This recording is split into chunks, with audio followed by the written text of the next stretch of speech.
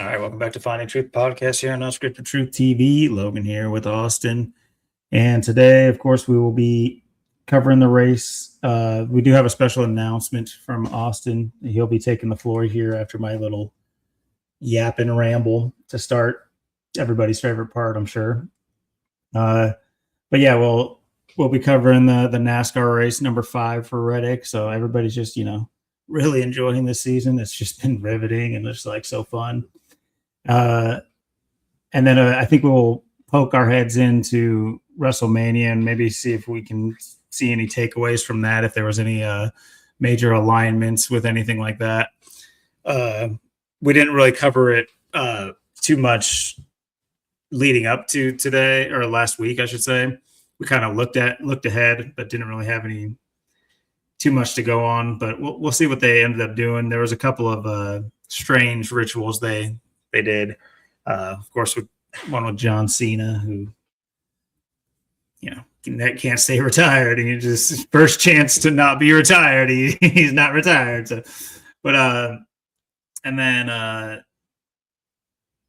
guess we can touch in on a little bit of the other sports going on. And just a quick mention for the NBA playoffs, just because of you had OKC playing today, and of course today is the anniversary of the Oklahoma City bombing, quote unquote. So we will take a look at what the ritual they did there, and we'll see what's and then I do want to kind of transition that into just a discussion on this day, the multiple things that have happened on this day. It's become a very famous/infamous day, and we know why, and we'll obviously talk about that. And yeah, and then we'll just try to keep it short and sweet and close it up with that way we'll have our second major conspiracy terrorist attack on our channel. After, if you haven't seen our 9/11 coverage, go check it out. There was some great stuff in there. But yeah, preamble over. I'll send the floor down to you, buddy. How you doing? Doing pretty well, I'd say. It's right smack dab between the 9th and the 29th. We got the 19th today, the big 9s. One more 9 to go to the 29, and yeah, pretty special timing with everything too. I did just find out yesterday my investment's doing a promotion right now, so it is a pretty big opportunity for whoever decides they want to take advantage of it. Again, I'll bring this up. I'll start with this tonight, and I'll also end with this, so you'll have 2 chances to hear it. Probably by next episode, I'll probably already most likely, because it does last till my birthday. It is on the 29th. It does expire. It's from the 18th to the 28th, but next week will be the 26th. So I'll probably already have someone under me by then, whoever decides they want it. But I did want to share this with the community. Whoever does want the spot. Basically it's basically a promotion. So basically the way it works is, instead of, like I said, with this, me just being an investor, instead of a builder, because I don't have anybody under me, I didn't get anybody in, so I just decided to invest and stuff. But basically, instead of me having to recruit people and build the team and stuff and do all that, this is actually a free path to the top, really, or at least to level 3. So basically, you'd also get 3 trades a day. You wouldn't just have your 2; you'd have 3, and plus you'd also, as well, you'd be compounding at either 1.8 or 1.85, which would drastically increase your compounding and your money a lot faster. So it's basically a free just a free giveaway of instead of building a team and trying to get all these people and do all this stuff to get the 1.8, because otherwise it's just what you invest, whether you invest 500 or 1,000 or whatever you put in, 2,000, 50,000, 100,000. I started with just 500, which is like the minimum, but it would be twice as much. It'd be 1,000. But the thing is, I actually am willing to pay whoever to start this via Cash App or whoever. So if anybody does want to get in, I will pay for your investment. So you basically aren't investing. I'm the one investing for you. And then you just go under me and then you'd be in. And then if you get someone, which I do have people lined up. I know Debbie knows people to go under me, and Talia could help too. But whether it's Talia or Debbie, she's got people lined up that could go under me for the spot. But I did want to bring this to you guys. Well, I did email Zach. I did put a post on Free to Find Truth about this. If anybody does want to get in, it is a huge, you're getting a free $1,000 for me to do this. So it's not even out of your own pocket. Because it does have to be a minimum of $1,000 for this promotion. It can't just be 500, which is great. Because I've been on here every episode just saying, hey, I wish I would have put more in. Well, here you go. I mean, and I'm going to put it in for you. So it's literally free money. It might come out a little bit more on the start. So it might be like 1050 to 1100, but I could just Cash App you 1050 to 1100, whatever, however you need the money. If any of you guys do decide, I know Rick James said he might be interested. I know you said you might be interested. So I can wait a little bit. Again, it's got to be quick because 29th will be here and then it'll be too late. So, like I said, this week sometime I'll wait a few days, whoever decides. Otherwise, and if someone does go under me and I do get you the spot and then you're in for 1,000, I do have people, like I said, that instead of just putting that person under me instead of the community, I would just give that person or those people, whoever, to you guys or whoever goes underneath me or whatever. And that would be your person, since you only need one person for this promotion to rank up for that. So pretty massive, huge opportunity. Like I always say, I just wish I would have started sooner and put more in.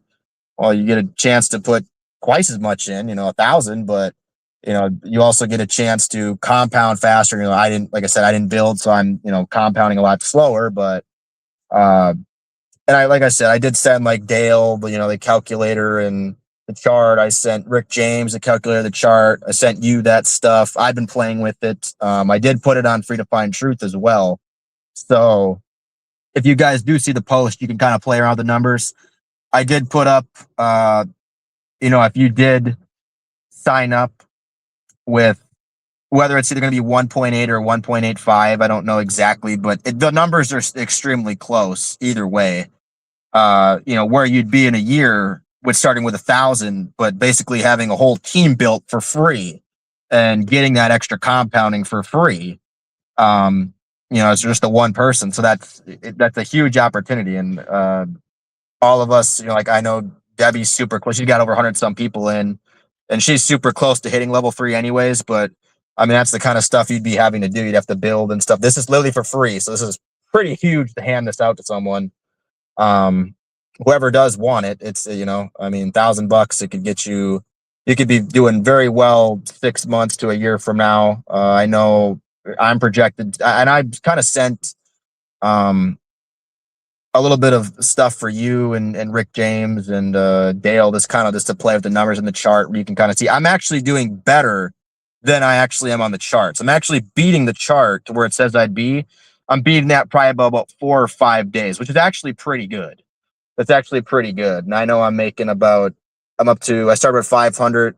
My money's doubled. It's been like exactly 60 days. I signed up the 20th or the 19th that night. So basically it's been 2 months because it was that night.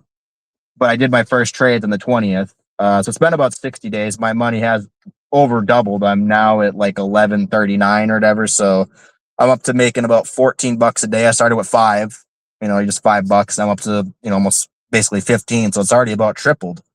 But by getting that compounding up, your money would double faster. So this would go a lot faster. Plus you'd also have the $1,000 instead of the 500. So it's really huge. It's really big. I know a lot of people have already got someone in.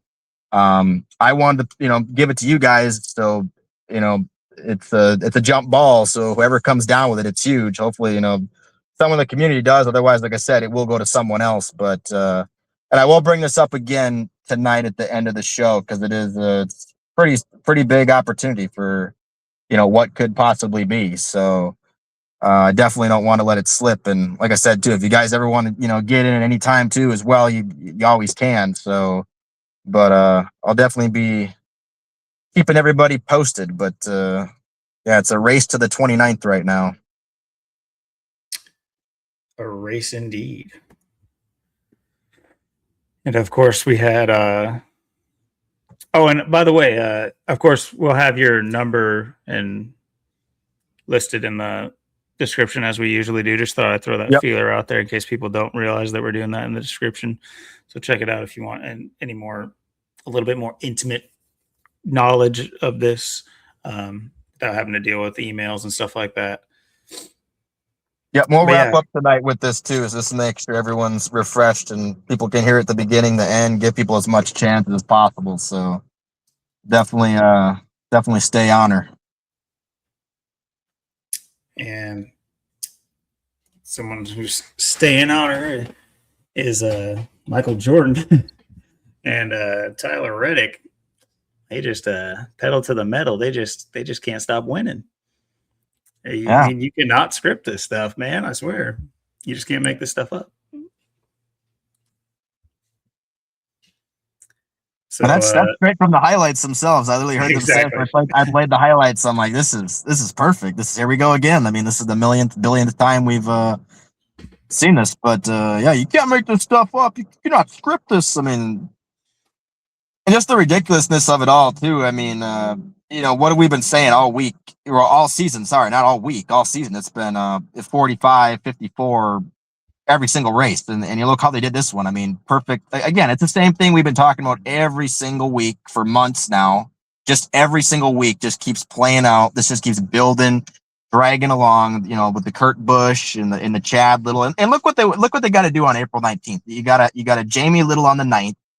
You got Chad Little on the 29th. So we're going to go April 19th and get it right between the birthdays, set it up perfectly aligned. You can't do it any better.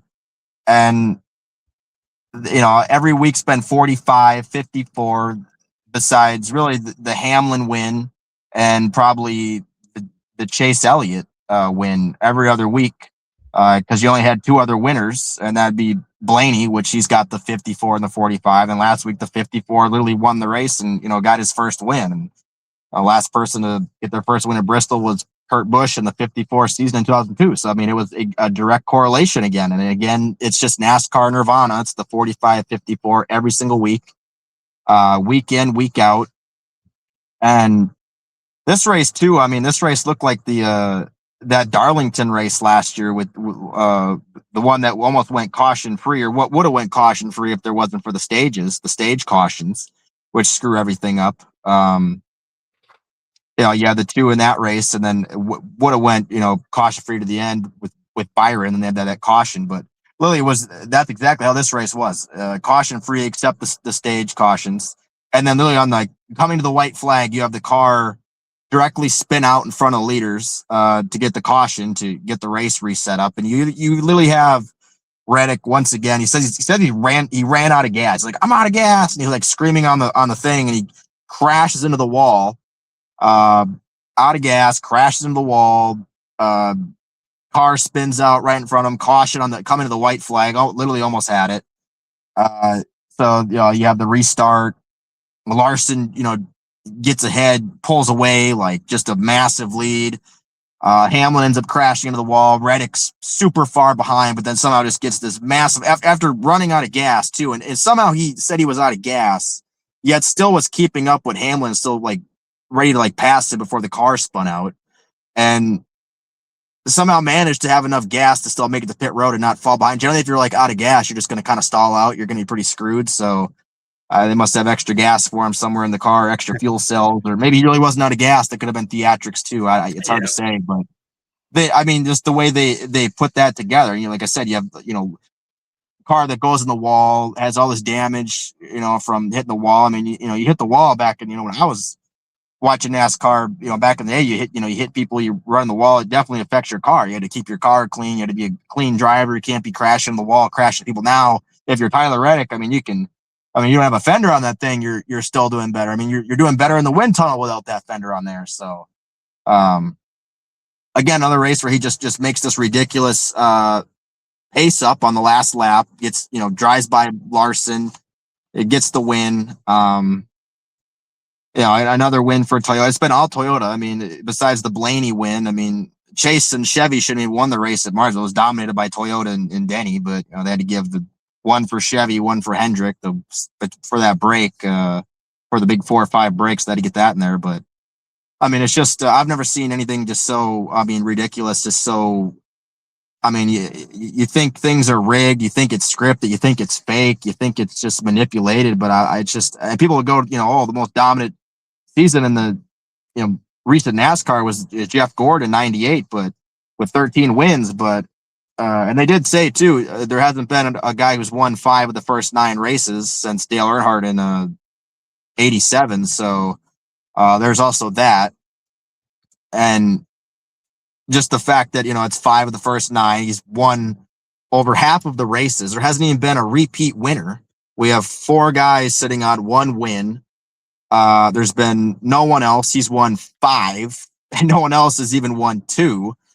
So he's won over half the races. I mean, at this point, he's going to win 20 out of the 36 races. So, I mean, I could easily see him beating Jeff Gordon's 13 win season. And you look back at that season too. I mean, it wasn't even this dominant. It wasn't even like this. And you do look at Jeff Gordon's stats, and they are just absolutely insane when you really do look at them. They are absolutely ridiculous, out of this world. But I mean, it's not like Jeff Gordon totally dominated that season. Even in the Winston Cup era, as dominant as he was, it wasn't like he was that dominant. I mean, you look at the '98 season. Earnhardt with the points lead winning Daytona to start off. You had Mark Martin up there, up there leading the points. Rusty Wallace, Jeremy Mayfield.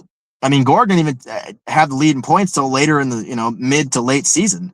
And here's a guy who won 13 of 33 races. I mean, at this point, Reddick it looks like he's easily going to pass that this season. I mean, it's just ridiculous. And back then, you had multiple people competing. That season, it was a lot of like Jeff Gordon, Mark Martin. And, you look at Mark Martin, it's like, how does he not win the championship? Well, it's because it's Jeff Gordon. But, this year, it started with Reddick, and it's just nothing but Reddick. You have some other people pop up here and there, but it's overall, yeah, he polled again today, another poll.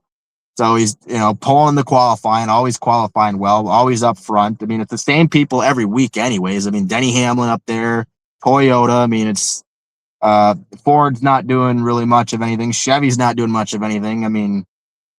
Even last so many weeks, I haven't seen nothing out of SVG or nothing out of Zilich or anybody else. And it's just the same. It's just never been this boring, but it's never been more on point. It's just extremely weird, interesting times. And it's more. It's 100 times more fake and boring than the WWE. But the WWE, I don't know you don't know who's really going to win. That's way more entertaining than this. This is just awful. You can look at Jeff Gordon and go, anybody but Gordon. It's like, well, even with Gordon dominating, I don't know. I still didn't know who was really going to win. I still had to kind of watch the way the race was going to play out. This has just been awful this season. Especially with the Michael Jordan stuff. How we've put this together and connected it all with everyone else. And the fact this goes on week in, week out, like how awful this is for your product. And we do have some interesting races coming up. We do have Talladega. We do have Texas. We do have the Glen. So very interesting 3 tracks for SVG. Maybe he's going to have a breakthrough or a couple wins or something. It very well could happen the next couple or few weeks. Talladega's looked really good at the super speedways, so maybe something there. We got the Glen, obviously all the Chad Little connections. And then you got Texas, which was, Chad Little's best finish of second there on April 5th of 98. So, maybe that's SVG, and SVG did get second at the his best finish of 97 has been second at the Texas road course. So there was that correlation, there was that connection as well. So maybe watch that 97 the next 3 weeks. We could be getting something maybe out of him. I'm feeling Talladega should be really interesting. The Glen, Texas, there might be a surprise, because it's Texas and the way things are going. But yeah, it's just, It's just nothing but 45-54. It's been a NASCAR Nirvana this season. Yeah, well put. We'll just be living off of the headlines from the announcers. They just keep feeding us. I mean, really, they're repeating what we say, but at least they got on the TV. So yeah, you got dominant Jeffrey Michael Gordon. Now you got Michael Jeffrey Jordan. We've talked about this several times, but it is quite funny. Dominates racing, does Jeff Gordon. And I was telling Adrian, hey, it's like, don't be surprised if he gets in on like a basketball team. You're partial owner of an NBA team, Jeff Gordon. That would be fitting. Because obviously, look at Michael Jordan now, winningest team in NBA history, or at least winningest player, one of the most winningest players in NBA history. Doesn't take him too long in NASCAR to become, not only change the sport, literally change the rules of the sport for him, but now, they're going to be. This is going to be something that's only built on, unless there's a surprise ending to it, which we've mused at. But this is how they build up legends, and this is how they build up a guy like Tyler Reddick too. We talked about this last year. If you guys are getting deja vu, that's because last year we were dealing with this with, of course, SVG and his dominance at the road courses, and how every time he was slated to race, we were able to pretty much call how they were going to do it and everything, because we could see the writing on the wall that they were building this guy up to be, what he is now. And, look at what they're doing with, if you guys don't remember last year's playoffs, of course, you had Tyler Reddick, the only non-race winner in the playoffs. And we were sitting there thinking, just like, we were looking over, and back that last season, we were crunching a lot more numbers and looking at a lot more narratives, because we were building, our understanding of what they were doing last season. Of course, it was getting down to the end of it. But we were looking at what they wanted to do for the playoffs, and we're like, what is with this guy? Like, why is he here? Why? Like, of course, the casual fan will be like, oh, he got it on points. Okay, that's not what I mean. I understand that, but I'm saying, like, this is rigged and scripted. And if only we had some foresight to see the very next season what that held. Because now that all those questions are now answered. Why was he in the playoffs last year? He was because they needed a basis for what they're doing now. They needed to say, look, this guy made the playoffs last year. This guy's a great driver. And, of course, he's had his wins and stuff like that. But when you build a dominating presence, you don't do it out of thin air. That raises a lot more questions than having a guy who made the playoffs last year. I guarantee you, most people will just be like, "Yeah, he made the playoffs last year. In fact, he made it and he made it into the playoffs. He didn't get eliminated the first round or anything. This guy's a great driver. They'll have that like baseline, so that you won't really question now that he's like unbeatable, just practically unbeatable. And of course, we saying that it hasn't really been dominance for the most part.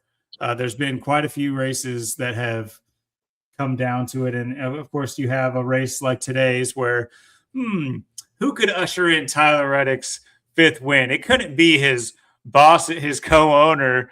It couldn't be the script keeper himself, Denny Hamlin. It couldn't be him that does it. Oh yes, no, of course it isn't. And don't trust me, that thought crossed my mind.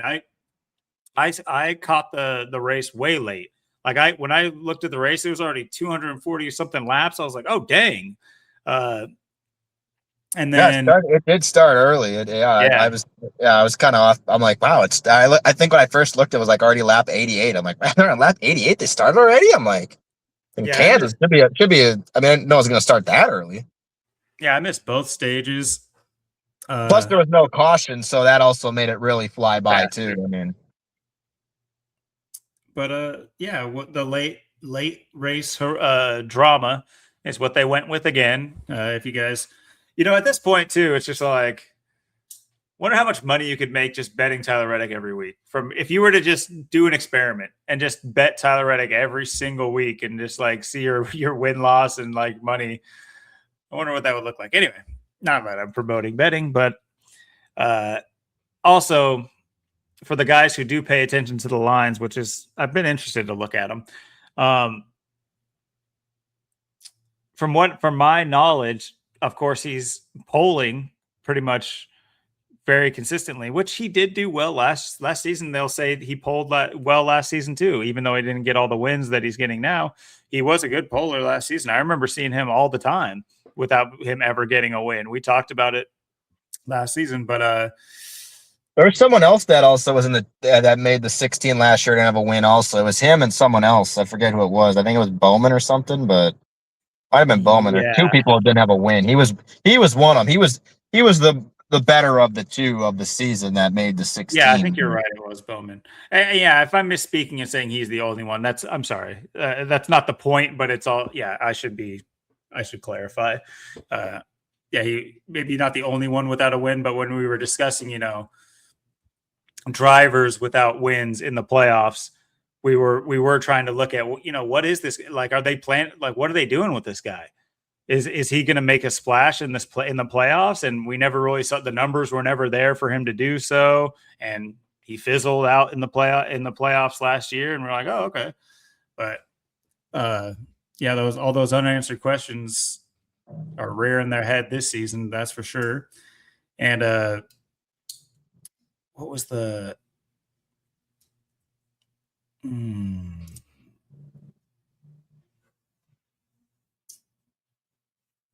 I lost my train of thought on that.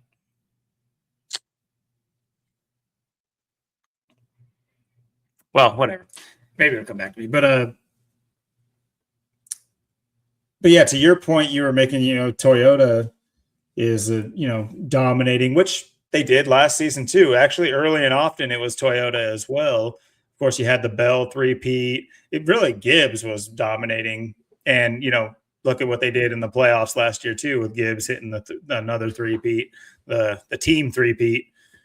Yep. For Toyota to get their 201st win. Of course, we saw that come in 2 weeks before ahead of time, so we were able to make that prediction, at least for that team prediction or that manufacturer prediction.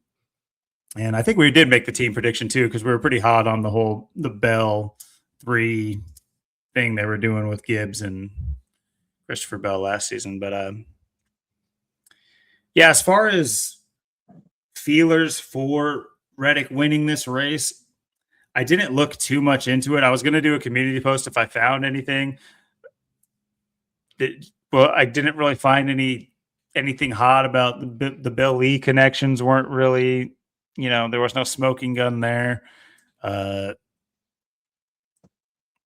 Yeah, so at this point, it's just like we have the narrative, but it's kind of weird how the numbers aren't playing nearly as easily as they were last season. Last season, this year it's just been the same thing every week. Where last year, I mean, even last year you had different people. I mean, you had some Fords, you had Logano get that win, you had Blaney get some wins, you had Cindric get a win, you had Byron, get some wins. Barry popped out. Yeah, Barry got. I mean, you had Fords, you had Chevys, you had different people up front leading too. I mean, it was a lot more interesting, kind of fun to watch, kind of season where you didn't really exactly know. Where this year's just been. I mean, I've just never seen it such a flagrant. Compared to the fall off of last year, and people are gonna, people are like, oh, well, it's so much better now because it's the chase. But then, probably when the season ends, they're gonna be like, well, that was 10 times worse than the old playoffs, and they're going to change it again and go back to the Winston Cup. There's going to be, other things that people didn't like about it or whatever. So it's going to be, the fall off and change from last year. This year, it's just been about a strict narrative. It's not even, besides the 45-54 plan, it's just been the strict narrative they just keep dragging out that they've been working on in the off season and turning into this season with everything that's been going on and, making the connections. And that's why you got, like I said couple weeks ago, you had the William Solich and uh, the other guy, the YouTuber, come up. I think he actually raced it, and he was in the ARCA. I know he was in the ARCA at Kansas, but yeah, the way that Cletus McFarland, the way they bring these people up and drag them into the center of the realm and the world, people to look at. But yeah, this year it's just been the same thing every single week. I mean, um, I'd like to think, like I said, the next 3 weeks do seem interesting. Maybe I guess maybe Texas will maybe Texas will be a surprise. You're not going to say. I mean, it's hard to say. I mean, it is an interesting date at an interesting time, so that could be maybe an interesting race. I mean, I'd like to think Talladega would be or Watkins Glen, but I mean, at the same time, I sit here and I just go, man. I mean, I could also see just Tyler Reddick only had 8 wins in his whole career. I could see him winning the next 3 races and win 4 in a row. And he could just get 8 this season already and not even be halfway in the season and almost, be on his way to catching Jeff Gordon. I mean, that's just kind of the way I feel. It's hard to really kind of go off that. I like to think there's going to be other people, and I'm sure there will be, but at the same time, what I'm seeing and the way this is dragging out, I mean, we're a quarter of the way through the season. That's a pretty good ways. I mean, 36 races, you're 9 through, so you're 25%, and that's pretty good. But then when you look, you see one guy winning 5 times and no one else has even won 2 times. So you 5 to 4 ones. I mean, it's just going to be more lopsided. It's going to be more of just completely kind of the opposite of last year. And last year, a lot of people win in the beginning of the year too, where, towards the end, you started kind of maybe some of the same winners. But, this year is just, I guess the term redundant is really what it's been. Couple of words I can think of, but gets his 13th win too. Yep. 13 is a pretty big number. Gordon had 13 wins in 98. Should be interesting too. I'm sure he'll get to 16 this season pretty soon with the way things are going. Like I said, maybe he'll get there next few weeks the way things are going. But it'll be interesting. Maybe there'll be something with the Biff in that or something.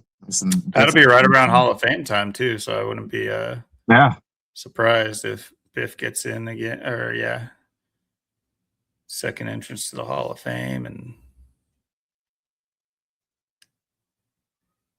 of course he has the 45 connection we've been talking about. He used to drive he drives the 45 and Kurt Busch connections. Yep.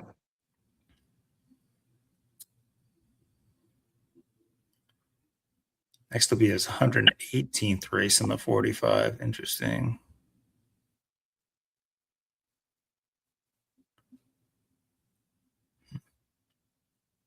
Texas will be the 119th. So it'll be interesting too. I have to chalk that one up for Reddick.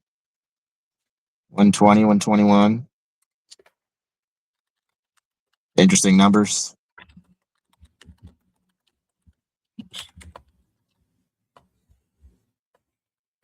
We talked about this too. Obviously, his name happened in the 97. I think. Yep. Does Kansas Speedway have the 97 too? That might have been one of the only things I noticed. No, it wasn't Kansas Speedway, was it?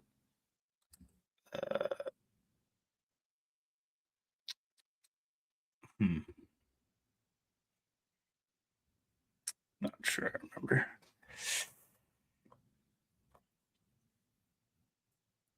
But in case you were confused by our jesting at the beginning, Austin caught a great little what do we call it at this point? They're just like, I'd say memeing, but really what they're doing is, they're straight up telling you at this point. Exactly. That's what I was going for. So somehow has enough gas in the tank. Who was that? Yeah, I don't think I caught who they had spin right there at the coming of the white flag. And no wrecks all race, but we got to get the script in perfect, so we got to have this guy spin out in front of leaders coming to the white. You just look at this. I'll have to. I didn't see them say the name of who it was. You just can't make this stuff. You cannot script this, can you? Can you? Can you? And go listen to how they actually say it in the highlights too. I mean, No. you can tell they're just mocking you to your face. Yeah, please do, guys. Check out this. It's at 19 minutes, 10 seconds. And yeah, just like he says too, like to get the caution that late as well. And just similar to last week. Too, perfect. Right in front of the leaders. I mean, no caution, all race, coming to 2 to go. Right in front of the leaders, got to have a caution. And it's just the same thing we've been talking about every week too with Denny Hamlin leading these races, dominating these races. Like Martinsville had that one in the bag, and then it had to give it to probably a 10th to 15th or 20th place car like Chase Elliott, just so Chevy and Hendrick can get a win, even though they haven't done nothing all year. It's just like same thing again. It's Hamlin in controlling this part of just leader in charge. He's the captain out there, and then of course has to have all again always leading. He has to make a pit stop and either lose it on the start or in the pits or give it away. And at the end of this one, he ran into the wall, hit the wall. So I mean they do this every week pretty much with Hamlin. He's the favorite teaser out there. Got to get him in position, look like he's got it in the bag, and then just has to have that script just play out perfectly. Absolutely. I mean, just look at these numbers for his sponsor too, Supply House. Yep, I see 177. It's got the 51 like Illuminati and 5-1 Adam Weishaupt connection. 120, 48 like obviously like Illuminati as well. 48. Yeah, I did run a sponsor in there. I did notice that.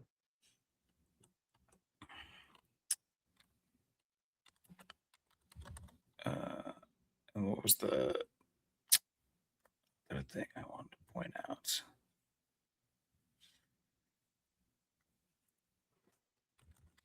Oops. No, it wasn't that. Anyway.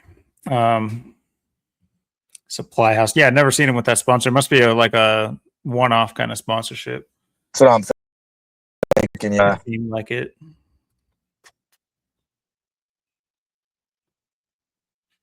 So let's poke into here and see if see Jamie Little get the interview here. I'm sure. There she is, just towering over the man. I know. Little 5'5" versus 5'10". Yeah,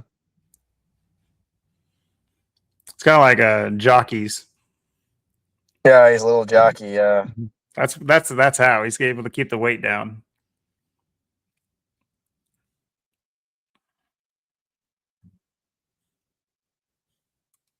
and of course she had to get in there with the big MJ, the whisper.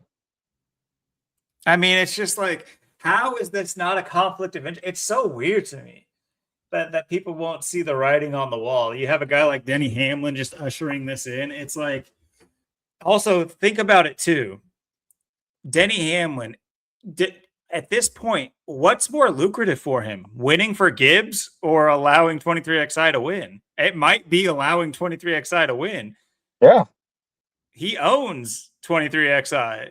Right. He works for Gibbs. So it's very like strange how this stuff keeps it's not strange, but it's strange that it keeps happening, and it's not like where like you'd think that they would use this as a layer of drama in the sport. You know what I mean? Like they'd maybe bring it up like speculation that he's throwing or whatever the word is, but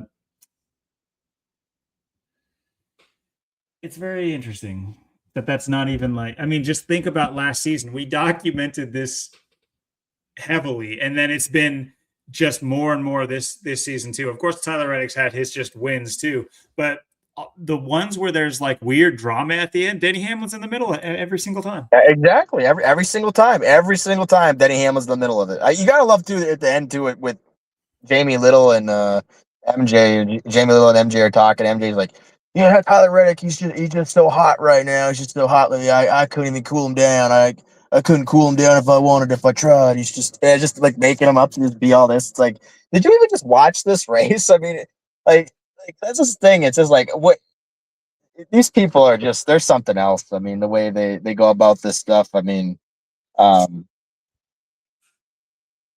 it's just it's just unreal how they keep this going. Got to hand him the checkered flag there. Then you got to hit Denny right afterwards too. This is what I'm talking about. Like, is Denny going to be like, how come Denny's just all like, I'm really happy, you know, what a great win for 23XI. You know, he can't do that.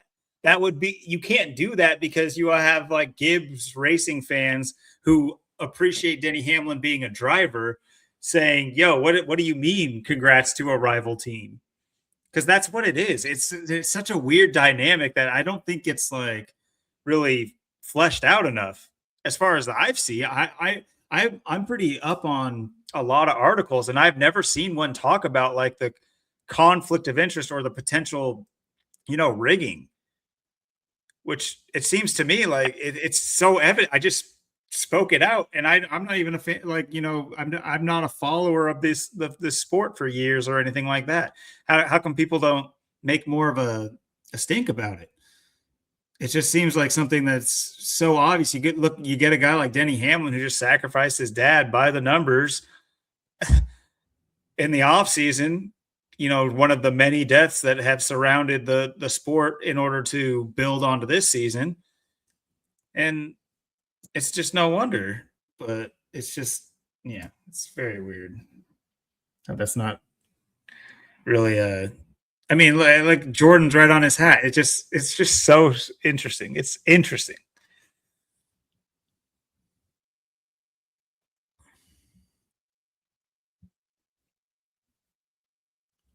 Uh, oh, that's what I was gonna. I was gonna look at the NASCAR. It should be updated. Oh, I do want to show one more. Yeah, I want to show one more thing too, because you know he got 3 wins. So let's take a look at Tyler Reddick. If you look up Tyler Reddick, oh, what picture did I show you? Oh yeah, that's Oh, 3 in a row right there. That's 3 in a row. Yeah, he's not throwing up that symbol for any other reason. It's just 3 in a row, guys. 3 in a row. No one's ever won 3 in a row to start the season. No one's ever done that. It's never been done in NASCAR history. But I'm gonna be the guy to do it. I'm the first guy to win the first 3. Now he's 5 for 9. We just can't stop talking about that 59. The 59 has been just playing hard. It's been playing all over the place too. Chad Little got that 59. Michael Jordan's got the 59. It really all points to Jordan too. It's very interesting. Kurt Cobain 59. You got Chad Channing 59. That 59 is really it's really playing hard. Really playing hard lately. It's just everywhere. You can't deny it. And that hyper propelled him. What I noticed too about the NASCAR site, like it's not, you're not able to like navigate the bar up here anymore. It's like not there. How I had to do it was clicking, oops, it's usually down here below.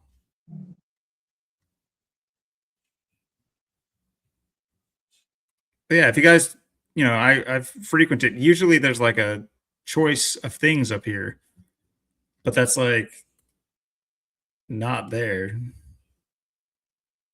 as you can see. Where did I swear I had to like,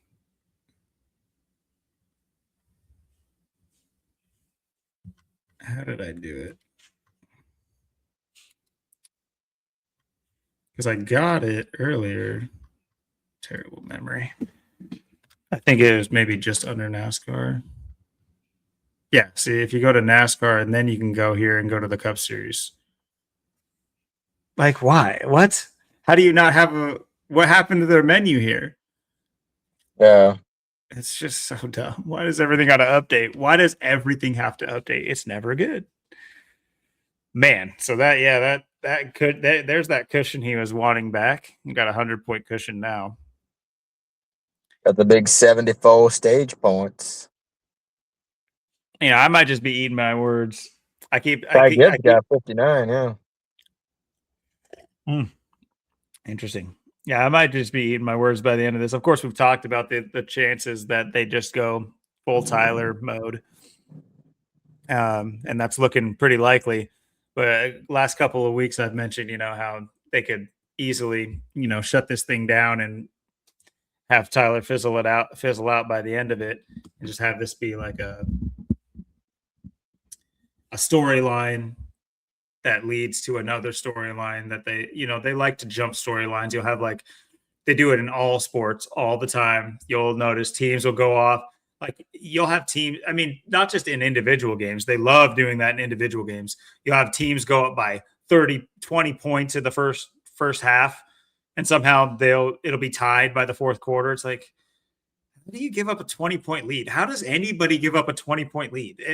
It's just insane. Like I'm talking about NBA. Of course, NFL, they love doing that. Think about last year, see the year of the comebacks, and of course, such specific ones, historic 16-point comebacks even. Yeah. Check out our work on that with the Biff. And I don't know if anyone's ever led an entire season of points in NASCAR from start to finish. I know Kenseth came really close in 2003, but I don't know if anyone's ever led the whole entire season from start to finish. I don't know if that's happened.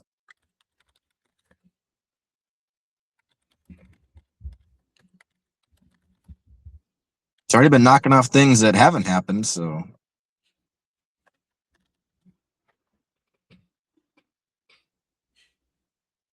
what the? No driver, according to AI overview. Sterling Marlin, 25 consecutive weeks.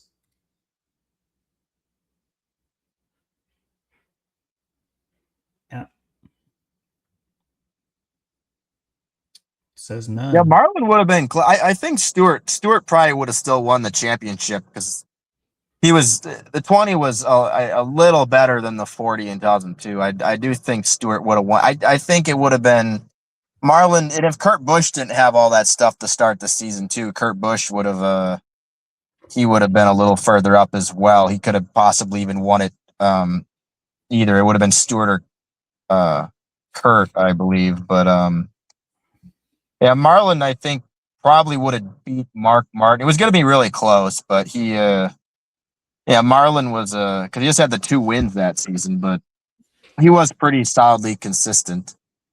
But yeah, with that, it was so weird too how they had 2 weeks. It was his second race, Jay McMurray, like SVG, but his first race. But it was Jay McMurray's second start ever. He wins in Starlight Marlin's car at the Charlotte race. He's able to hold off Bobby Labonte and Tony Stewart there in just his second race, and they gave him that win. So that was it's kind of interesting how they did that. McFlurry. Yeah, this season is there's quite a lot of it's very top heavy. I mean, they obviously established a pecking order, and they're kind of going through that now. I mean, the top names are the top names, and once you get down to the middle of the pack, it really just it's kind of who you thought would be there is down here. Not a lot of like, I thought Ty Dillon would have had a better season. Not really. Or at least not the way they've, made these people out to be. I guess it's a little surprising to see Bowman with only 43 points. That's kind of interesting. Yeah, he missed all those races though too. Oh, okay. So he just got back last week, I believe. So yeah, he might get a win this season, but see what they do with him. He was kind of like a Reddick, where he'd win, or he'd win some races and then doesn't win for like a year or two or something. But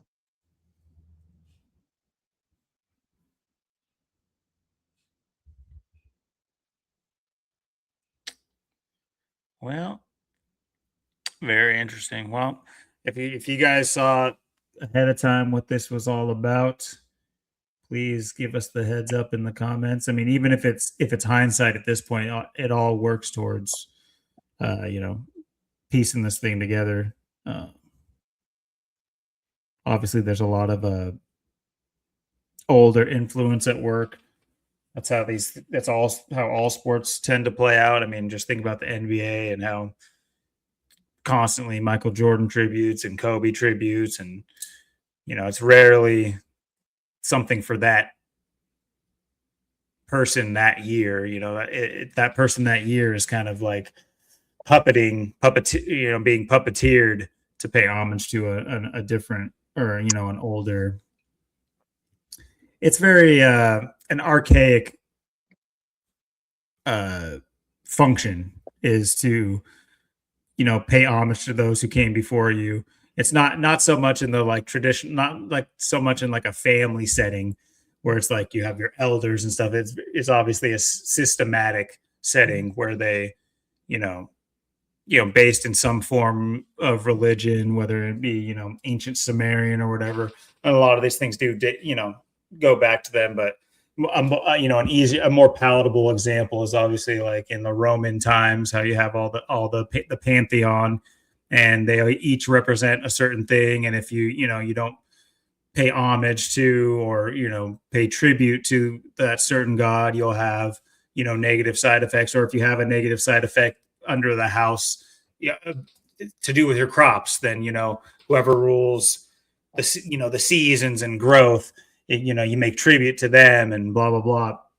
I know that's kind of like that might seem odd to you guys, but just trust me that is alive and well. And all these heroes that we worship nowadays, that's who demanded worship back in the day. And I'm not saying ancient Rome was that the Argonauts and everything, and Sparta was how they depicted in the movies, but there was definitely a a, a hierarchy of worship and tribute, that you were on a tribute cycle.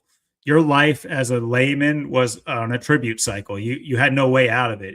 It's the same thing we do now. It's just we call it taxes, and we don't think about it as tithing to an ancient religious system. But guess what? You're tithing to an ancient religious system. That the proof's in the pudding. You don't have to go very far to realize that.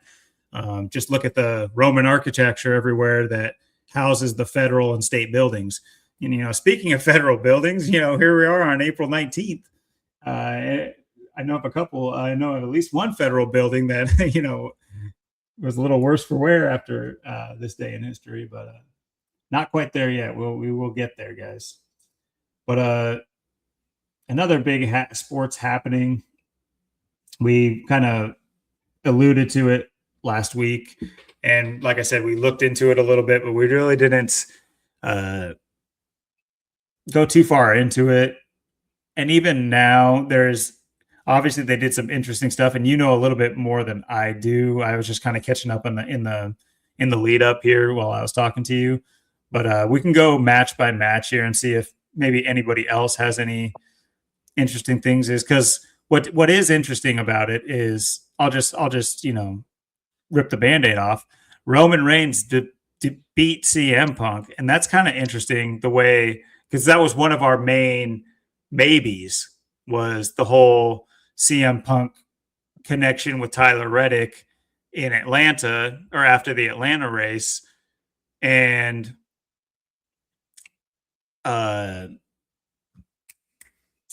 what's his face's birthday, who's from Atlanta? Sean O'Hare.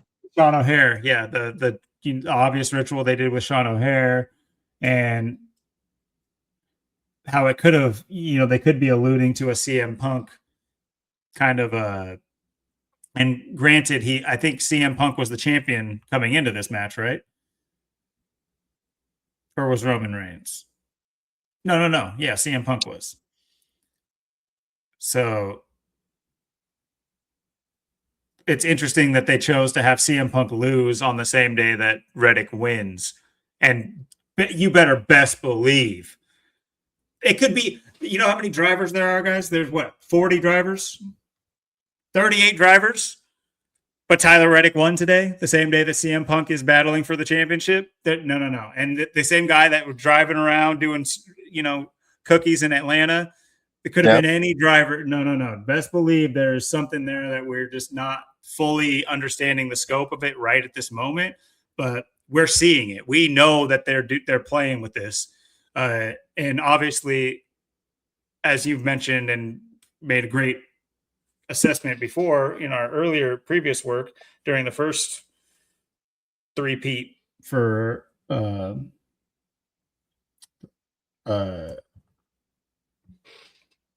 Reddick. Yes, this was a tribute with Sean O'Hare and in wrestling and everything. So yeah, rip the Band-Aid off. CM Punk loses. Interesting how they chose to go with that. And so often they will do that too. But like the connection, one will lose while one will win. It is kind of weird how they do that. It makes it also kind of interesting because I'm sure obviously they know why CM Punk lost tonight, but Reddick won. And there's a reason, like there's something that could have gave away that if Reddick wins or if CM Punk loses, Reddick will win type of thing. It's just that's what we need to find. But the take a step back from that. We're not like right on top of it, but we're right. We have just about the whole dossier, which it's just some of it is redacted, and we're we're trying to figure out what that missing information is. Of course, I'm talking about all this Roman stuff and Roman Reigns wins, but so yeah, more to look into as far as the championship. But of course, that was today, and yesterday they had the the lead up events, and as you mentioned, I'll have you talk about this too. Like, if you guys take a look over here, it should be large enough. I can probably make it one bigger without making it too crazy. Why did it take me to the top of the there? Yeah, that works. Yeah, look at the time of these matches, guys. It's like, why were they rushing to get this stuff over with? So, I mean, just look at it. I mean, yeah, there's some longer ones, but it's pretty clear that when it comes to like obviously scripted, it's a program. It's a program. There is a deadlines. There are, I'm sure they're shuffling people in and out to keep the show going and be on time. And so that doesn't work. Guys, that doesn't work if it's real. Because if it's real, you could have a 30-minute match. This almost 18-minute match could have been 30. Because like if they're really competing and they're both staying up and no one's going down, you can't stage that. But obviously it's staged. I'm just saying keep that in mind because they do this in a lot of other sports. Just keep in mind how many times like a sports event, something's happened or it's been super quick or it's been super long and it just happens to work out with some other programming. But anyway, I'll keep that. I'll let you guys fill in the blanks with that. But yeah, a lot of short matches. And what do you got to say about this? The other guys versus the Usos and LA Knight. Of course, we had Logan Paul, Austin Theory. I guess he's one of them. You could say Logan Paul is a wrestler now too, but ISO Speed making it. I think this is his debut as a wrestler. I'm pretty sure.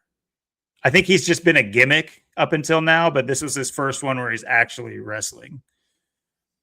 But yeah, I think it's got that Watkins Glen. Watkins Glen. Good catch. I've never looked at his name before. He's a junior too. Another junior. Got two first names. A lot of people have two last names, like in their name, but this guy's got two first names. Darren and Jason. Some people got two middle names that are middle names, and literally two middle names. It's very interesting. Junior.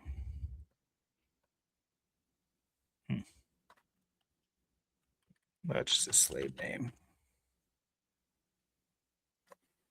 Let's see, when was I Show Speed born? January 21st, close to my birthday. He's 21, so was a golden birthday. Good point. He's a golden boy.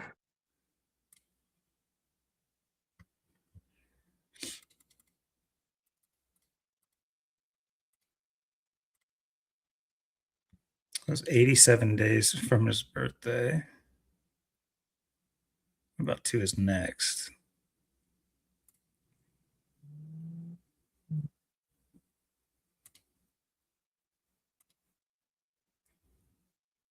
It's interesting. 9 months, 3 days.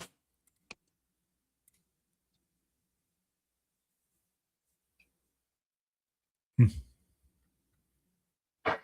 sure there's more to it there. I guess we can just try his. It's a conspiracy here. I was gonna say.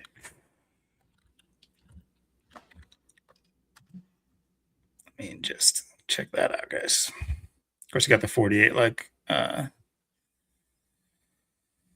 Illuminati. Yeah. Sorry.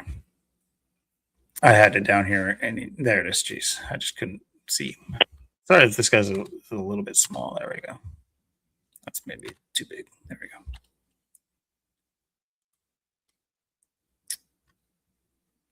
I wonder if it says where he came up with the name I Show Speed. I think he was talking to Usain Bolt on that one. John Bobby.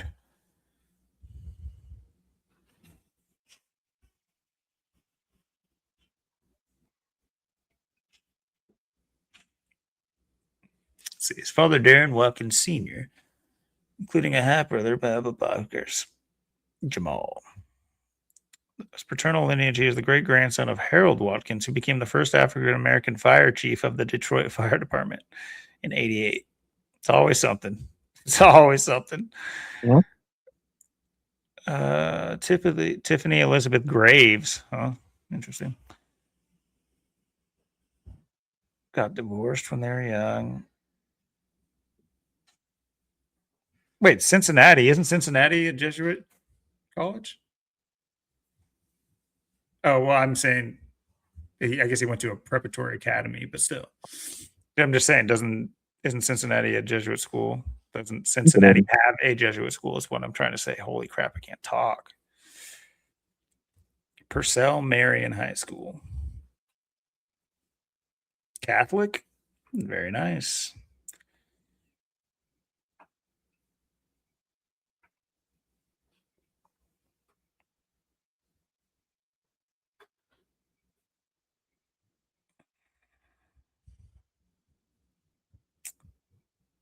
Catholic educated.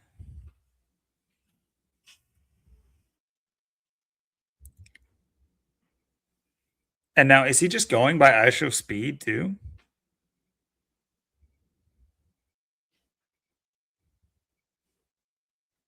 As a wrestler?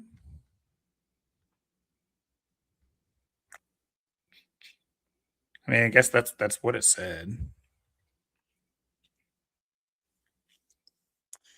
What are the streamer numbers? All these YouTubers. Yes, sir. Oh, was that 54? Could say some things about some of the other numbers too, but 36 especially. But what about content creator? Got the 63 there too. 81. Much like 36.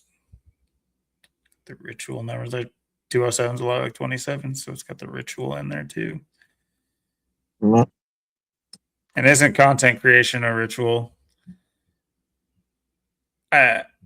You could say that it's ritual in the way that ritual means routine as well, but because they say it's a strict way to become uh, to make a mark in streaming. You have to follow a certain formula. It's very rare that you can like break into streaming or content creator. You have to follow a specific formula that leads to like um, endorsements and things of that nature and sponsorships that you need to do. And it's very ISO Speed is one of the ISO Speed, Logan Paul, and look at how they all get in. They get in through like major controversies. Otherwise, no one would give a crap about them or know about them.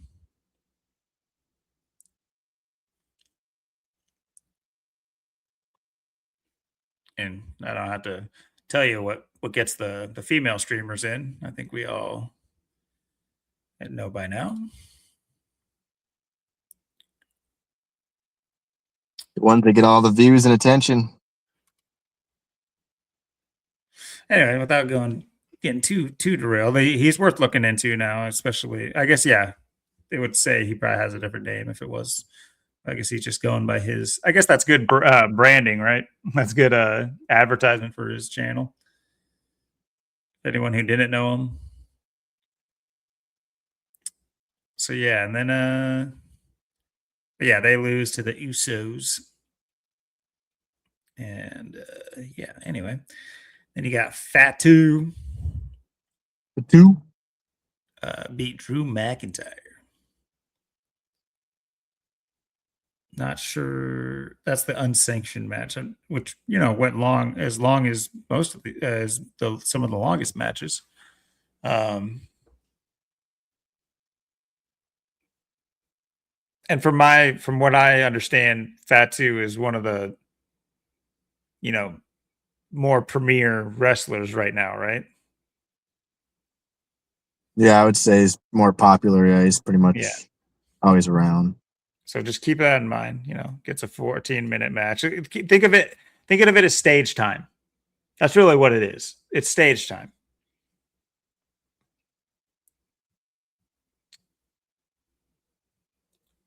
And now Brie Bella. The Bellas win. The Bella twins. Ooh.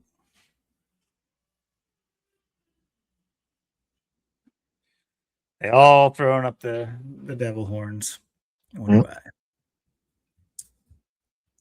Nia Jax. So this was a 4-way tag team. Only 8 minutes for a 4-way tag team match. That just doesn't sound right. Like how does that happen? Like what? Yeah, I know. They all slip at the same time. Was it like that scary movie? Everybody just kept tripping on the ring and like breaking their neck. It's so weird too. They mix in these other wrestlers too from other organizations and stuff. How they kind of become part of in the middle of all this, like NXT or AEW or these other organizations. How they kind of find their way in. You got wrestlers like Megan Bain and Lena Cross and stuff like that, and you do kind of see them sometimes like mix in like in the WWE like Lash Legend. That's kind of where she comes from. She's like one of those people like a Megan Bain or a Lena Cross, where she's like kind of like part of other organizations, but then kind of still in the WWE or like kind of back and forth. So it's interesting how these people kind of combine and and some people they end up leaving and they end up going. I know like Edge and others have like left WWE and they're now in like AEW or these other organizations or whatever. So they're it's weird how some will like go over there that were in WWE and then those guys will come over here. Sometimes they're kind of separate, but sometimes they're kind of not. So it's just weird to me. You got Rebecca. Becky Lynch beating AJ Lee. Who's this? April, huh? Defeats April in April, huh? It's got March 19th too, so Yeah, a month after her birthday. Right, 1 month after in April. She's in WrestleMania.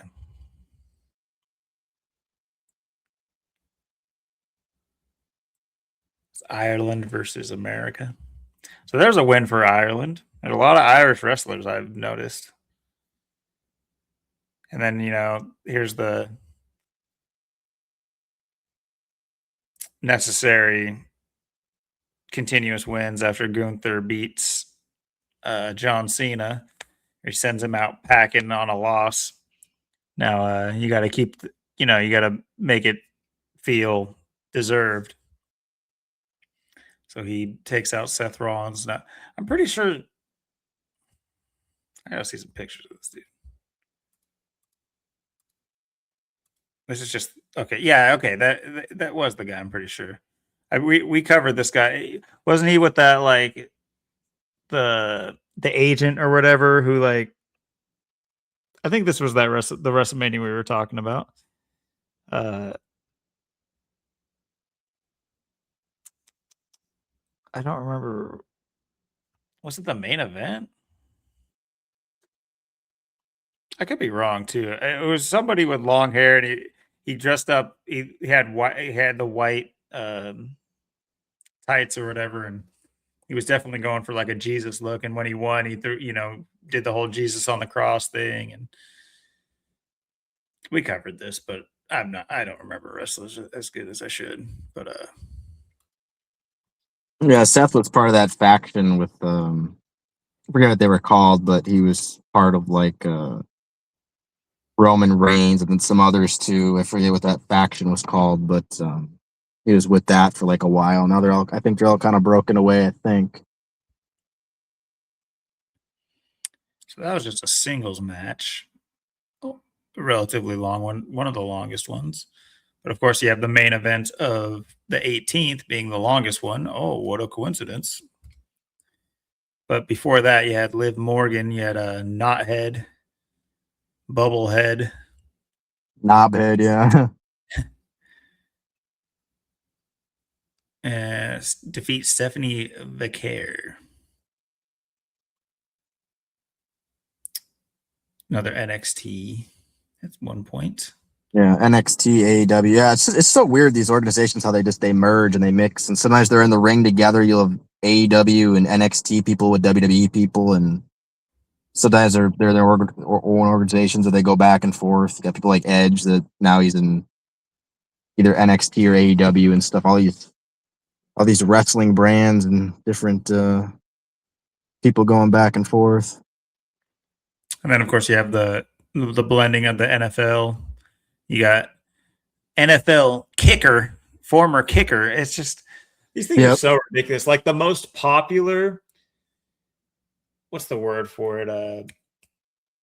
And that analyst, like post game analyst for the NFL is Pat McAfee, former Colts kicker.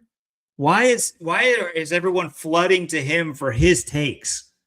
It's just such a strange phenomenon to me that he becomes the like face of NFL analysis. It's so strange, but obviously I'm being a little bit tongue in cheek here because I understand why they do that. But of course, he's dipping his toes into wrestling, and supposedly I did notice that last week when I was looking over things that there was like a bet involved with Randy Orton and Cody Rhodes' match. That I don't think I read that if Orton loses. I know that he was on Orton's side, but I didn't. I guess since Orton lost, Pat McAfee's forced to leave professional wrestling permanently. Well, you're never going to take him out of professional wrestling in the NFL. Yep, he's always welcome there. But yeah, Cody Rhodes defend his title. Very interesting. And that was the undisputed championship too for WWE, so he keeps his title. No problem there. Of course, I think we talked about this before, where you've had Rhodes, or maybe it was Rhodes against Reigns or Roman, but Rhodes is a Mediterranean city near Rome, so it's interesting how right now you have a Roman Reigns at the top and a Cody Rhodes at the top. And you can say all roads lead to Rome too. But even then, when I hear that too, I think of Rhodes, the city too. When I hear all roads lead to Rome, I think could potentially be a play on both Rhodes and Rome. But anyway, Can't forget about Dusty Rhodes too. yeah. Oh yeah, Dusty Rhodes. Go. Time to hit the old Dusty Road. So you had Oba Femi. Sorry, just my headphones. Also known as Isaac Odugbison. Odugbison, an NXT wrestler, came in and whooped on Brock Lesnar. It was like, he just going out sad, right? Is that how they're playing this guy? Went from like couldn't be beat to can't win. Yeah, I don't know what they're doing with him. I didn't know if he's even. I think he's been back around in. I think he's been around lately. I'm pretty sure. Yeah, I've seen him. I don't know if he's like super like part of like every show type deal, but he's been around lately. I mean, they've definitely. I mean, he comes and goes all the time to whatever else he's doing, but he's definitely been a part of it lately. So I don't know exactly what they are doing with him, but. Funnily enough, he always has interesting WrestleManias, like one in Seattle at WrestleMania 19 when he almost broke his neck with the shooting star press and he almost died in the ring and killed himself in front of the Seattle crowd. That was nuts. But in Seattle, huh? That's interesting. Oops. All right, so then we were kind of looked at this last week with the Intercontinental Men's, or the ladder match, Intercontinental Championship, and you had mentioned. Oh, what's interesting too? Penta defended this title too, so you don't have a lot of variation. Yeah, of course you had until you get to both the women's ones changed. The women's championships changed. Yeah, that's what I was gonna say. Until you get to the finales. Here you have the women's and the men's get usurped. But up until then, I guess Sami Zayn got defeated by Trick Williams and Lil Yachty. Of course, come on, guys. You don't know about Trick Williams and Lil Yachty? They're impossible to beat. That's just like a hate crime to me. That's a reverse hate crime. I say reverse because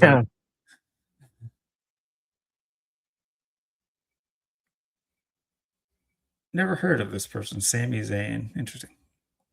I've heard of him. Okay. But I did want to point out that that first match was under 5 minutes. So just keep in mind there. Keep. Oh, yeah. Paul Heyman. This is the guy that was like coming out with who I believe was Seth Rollins in that match. I think I made a pretty funny thumbnail about it. But anyway, I think I had Paul Heyman looking like the Pope. Or Francis at the time. But anyway. Everyone loves the Paul Heyman jokes. He's been around a minute. So Penta defends his title against LeBron trained Javon Evans. All right, April 29th, boy. Yeah, I've been in this business since I was 14, bro. Yeah, if you don't know, he's been trained directly by LeBron. So don't let anyone else fool you.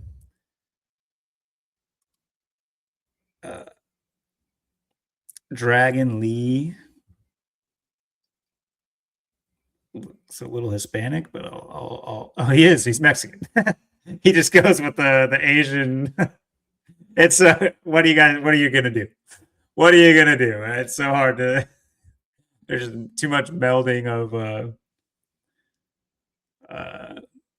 cultures here. It's a real melting pot. It's so funny. The Latino world order too.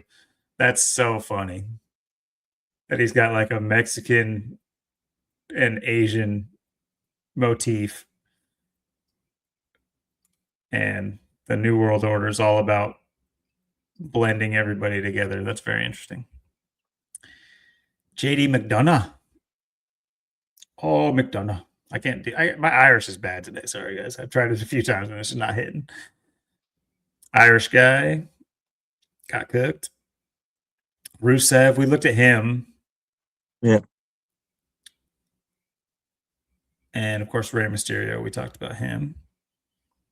The Don't OG. forget little Ray. The OG.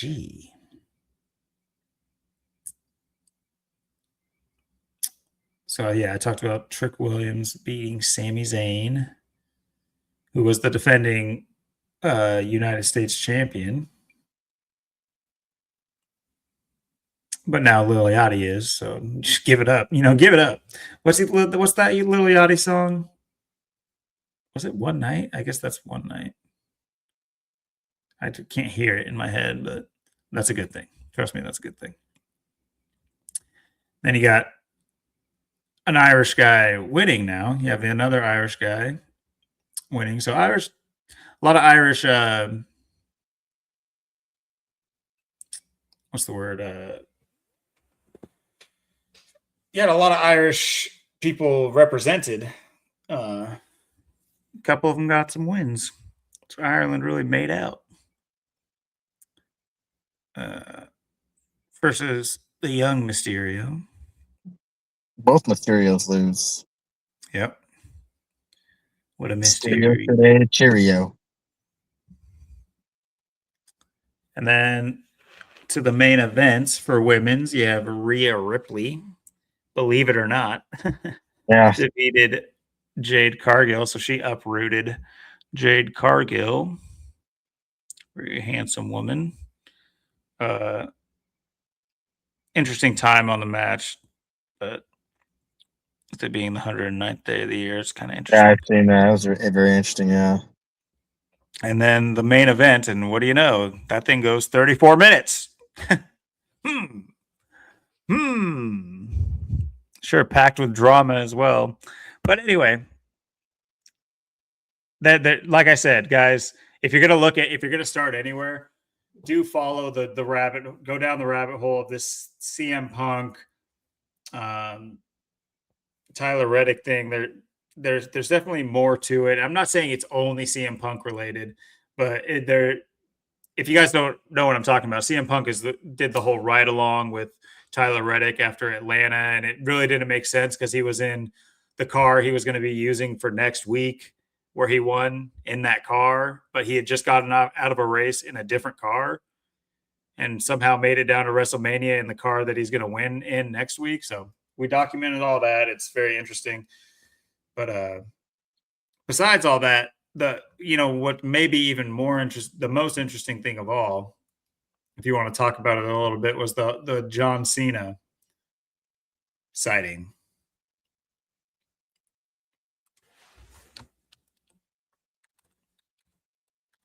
Yeah, there was who else came out there? There was someone else that showed up too.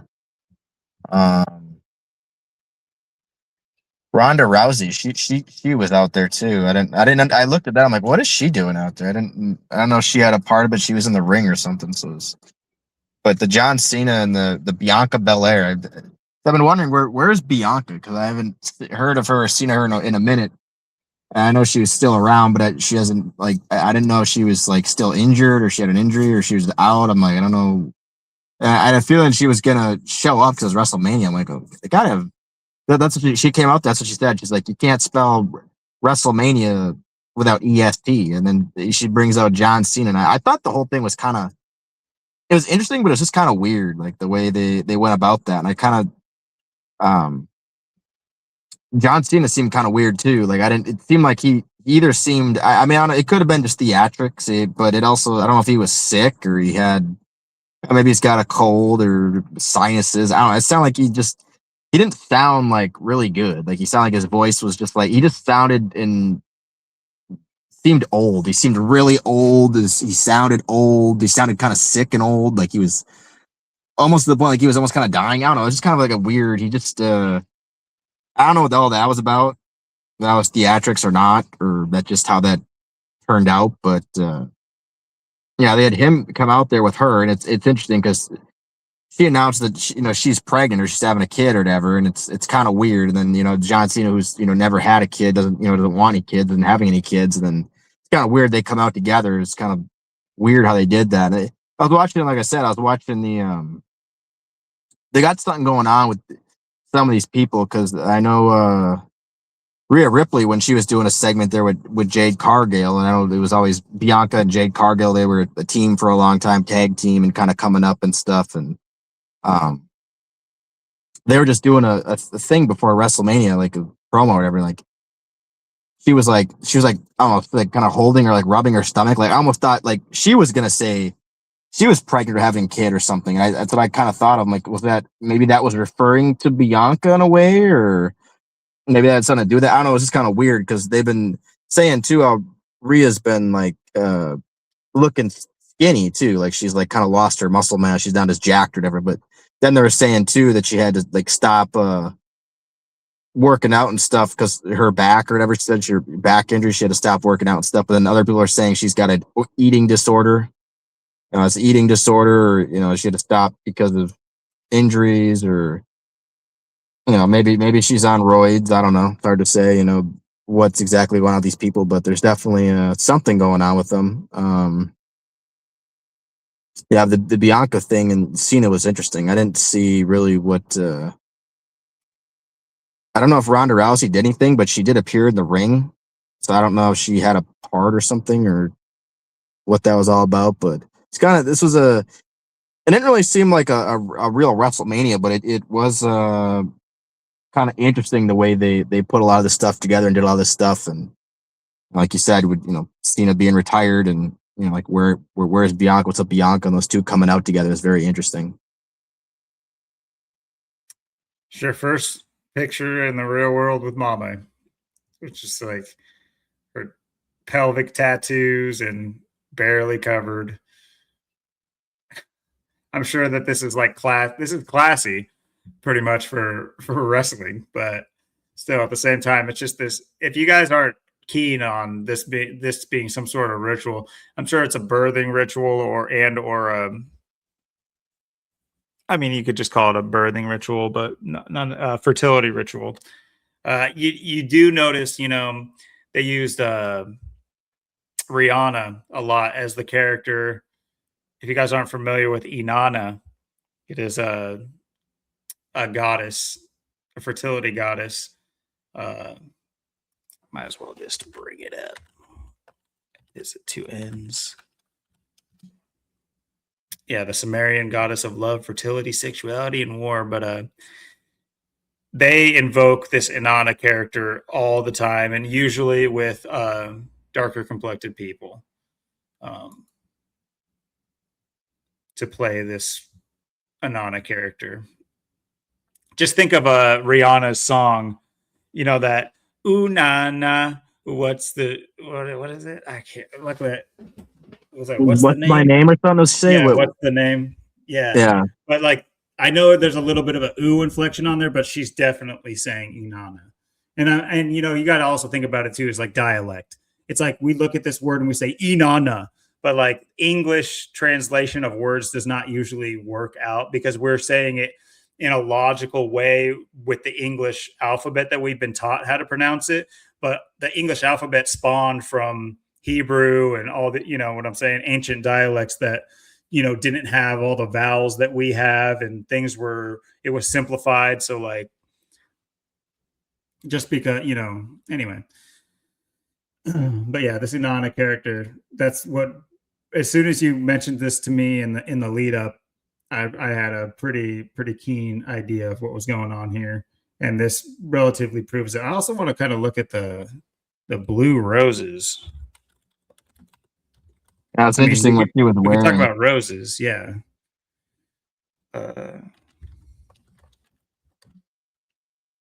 Mystery, the unattainable, impossible love, and unique, rare beauty.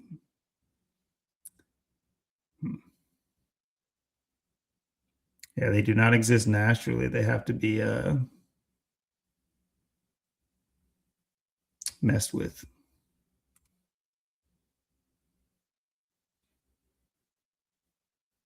But then I also want to talk about real quickly just what I mentioned to you in the lead up. It's just like, what the hell, dude?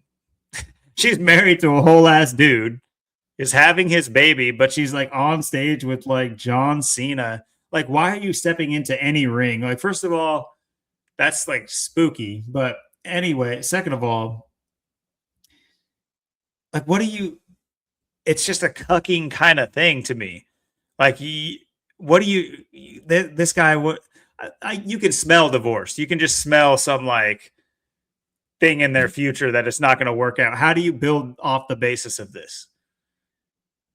Like your Right. kid being like paraded around with you in a skimpy suit to announce your pregnancy to what, a bunch of 13-year-olds? What is going on here? Well, yeah, and the way they went about it was just really weird. I mean, um, that her coming out and the fact, like I said, you'd have Cena come out and, um, Cena, like I said, how he was married to one of the Bellas, and that didn't work out like you just said. And then, of course, not, him never having kids, not having any kids, and want any kids. That's the way he was talking to. I mean, like I said, it was weird. And again, I don't know if, like I said, it was theatrics, the way his voice sounded, or he really does sound like that, or maybe he was sick, or maybe that wasn't really the way it was supposed to be playing. It's just weird. And then, um, and like I said, those kind of the Rhea Ripley ties in, with it too. And I'm like, I kind of got, vibes of that. And that's, and I was wondering if there's connections there because obviously, Bianca and Jade and stuff and, them being, part of the tag team and, you know, being part of that stable and stuff. So there was kind of a lot playing right there with that. And I was thinking like, man, when are we going to see Bianca again? Because that was the thing too. Like I said, it's weird how she was, supposedly down with that injury. I can't remember when her last match was, but supposed to be down with that injury, or she was out or for a while. People wondering, when she coming back, where is she and stuff. Then the way she comes out with Cena like that, it's just yeah, it How was very awkward. strange. Yeah, the whole. I mean, if you do watch it and you do listen, it is really awkward. Like I'm trying to even when I watch them, I'm like trying to put this together. I'm just like, man, it's just like I try and put myself in the ring with these two, and it's like, while is it going on? And it's just like, I don't know. Cena had just like that look on his face, and the way he was, and the way he kind of was going at the end, like, oh, I think he said, oh, our newest wrestler or whatever, and he was pointing to her stomach or her belly, like, oh, you're our newest wrestler or something at the very end, or something like that. The way he said it, I don't know. It was just it's like, okay, how yeah, it's very weird. Just a weird vibe with the whole thing. And Rhea looks like she's wearing like a dollar. That person looks weird too. What the hell was that? It's like she's wearing like what is that? I thought it was like a dollar bill. Sure, that person in the crowd was weird Oh, as it's hell just like too. X's. It does. I see what you mean, though. It does kind of look like money on it, but it's I actually did have a really small, tight little coat that had like the dollar bill on it or whatever. I think I might still have it, or whatever. I'd always wear it around, and be like, oh, that's the Illuminati or the pyramid of the LCNI. Or I was wearing that since like 2016 or whatever when I got it or found it or someone gave it to me or something. But so I thought, I'm like, is she wearing that coat I used to wear, that tight little coat? there it is, fellas. That's all you're gonna get from us. Have a good night. Yep, that'll do her. That was a Trump grab. That was a Trump Yeah, throw. Just yeah. grab her right by the pussy and give her a nice little toss there. Uh, so yeah, guys, if you have any more detailed information about WrestleMania or the connections to sports, there's one other um, sports related thing I want to bring up. Oh, I forgot the Blazers and Spurs are playing. They're not getting blown out of the water. But anyway, wanted to bring your attention to this game here. Of course, you have OKC playing on the anniversary of the Oklahoma City bombing, as they do so often. But yeah, just pay attention to the score. If you guys can't do any kind of quick maths, it's a 35-point deficit. Now, that's pretty crazy. That's pretty crazy to come out as a team and lay an egg that bad and get beat by 35. 35 points? I mean, there was a similar game today, too. There's a 32-point deficit, too. It's like, what the hell is going on here? How do you get beat by 30 in the playoffs? Like, what? Explain that. That doesn't even make sense. But sure, they'll say OKC is the best team, and yeah, that's what they look like. But still, 35 is a lot. But it also, believe it or not, this is what's so funny is too. My son brought this up to me too. You guys take a look at the gematria of bombing equals 35. So I just keep that in mind. Super funny. You have them blow them out by 35 on the anniversary of the Oklahoma City bombing, and bombing equals 35. So don't think there's much of a coincidence there. 84 to 119. What a score. Yeah, very true as well. But beautiful numbers. Beautiful numbers. Love the numbers. You just don't have the cards right now. You're not holding any of the cards. But you're going to love it. It's going to be great. It's going to be the best. You're number one. F-47s flying over every American's house. Every house gets an F-47. Lots of drones, countless drones. 47 is a very useful number. You're going to love it. It's going to be great. You're going to find a place with that 47, I promise you. Just ask Euclid. We're still trying to figure it out, but we're getting close. So yeah, I want to bring that to your guys' attention because, yeah, of course they're scripting this with the NBA playoffs, which just kicked off yesterday. They had the play-in tournament, but the official playoffs just started yesterday. And second day of the playoffs, of course, they got OKC playing, and I'm sure there's more mockery going on. Of course, you have the Celtics in Philadelphia, so there's lots of historic matchups to be paid attention to. But this is the only game left slated for today, and under 3 minutes, down by 13. They're holding their own. Oh yeah, 92. 105. See what Wemby's putting up. 35. Oh wow. Let's see if he ends on 35. Oh geez. Well, I doubt he'll end on 35, but it's funny that we're checking and he's at 35 too on the anniversary of which is hilarious because they're in San Antonio near Waco, which is where the Oklahoma City bombing was supposedly in retaliation was for the Waco standoff in Texas. So interesting. If he ends on 35, that'll be quite interesting. Which, like I say, it's hard to think that he would because he should be still in the game even at a 13-point deficit. Maybe not though. 3 minutes left. They might put some other people in. Who knows? They might take him out of the game too. It is just nothing but actors. Yes, sir. Absolutely.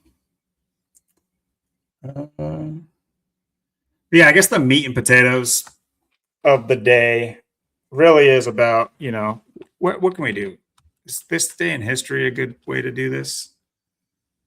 I guess this will show some of the things. I did this last April 19th too, and I do remember the whole James Cook thing. And that is something looking more into it. If you guys haven't looked into James Cook, so much of the mapping of the coastlines of so many nations has to do with this character. Somebody proved to me he was real because this is all going on at with East India Trading Company and the British. Dominus. I think he was, James Cook might have been Spanish. I can't remember. I have to remember and look into that. But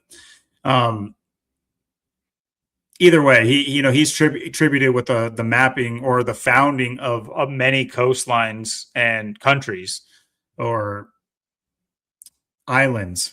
If you guys think of like the Cook Islands and things of that nature. But anyway,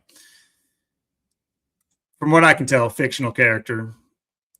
But more notably, what's funny is 5 years later, American Revolution begins. So that, it's said that the American Revolution started on April 19th. So, of course, they're not going to list the main reason for this day in history.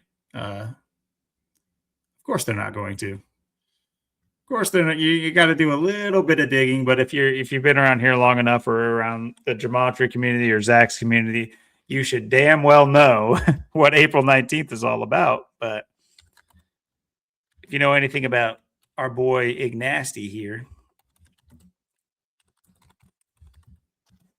it is the day Ignatius of Loyola was made the first superior general. Yay! What a great day. What a fantastic day. It's a beautiful day. You're going to love it. Let's see. Bring this up for you. Can't remember if it was right off the bat where you see it.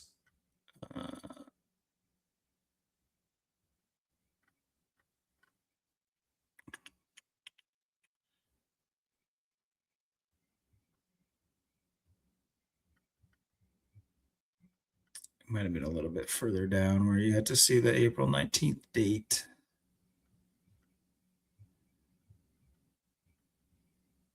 I also feel like this is a little bit different. Maybe it wasn't Wikipedia I was using that showed the April 19th right off the bat. I could Google it better. I just thought it would be. Keep in mind, guys do your homework on the Alumbrados too. Those are something we should probably be paying more attention to. Their homage they pay to those, the predecessor organizations.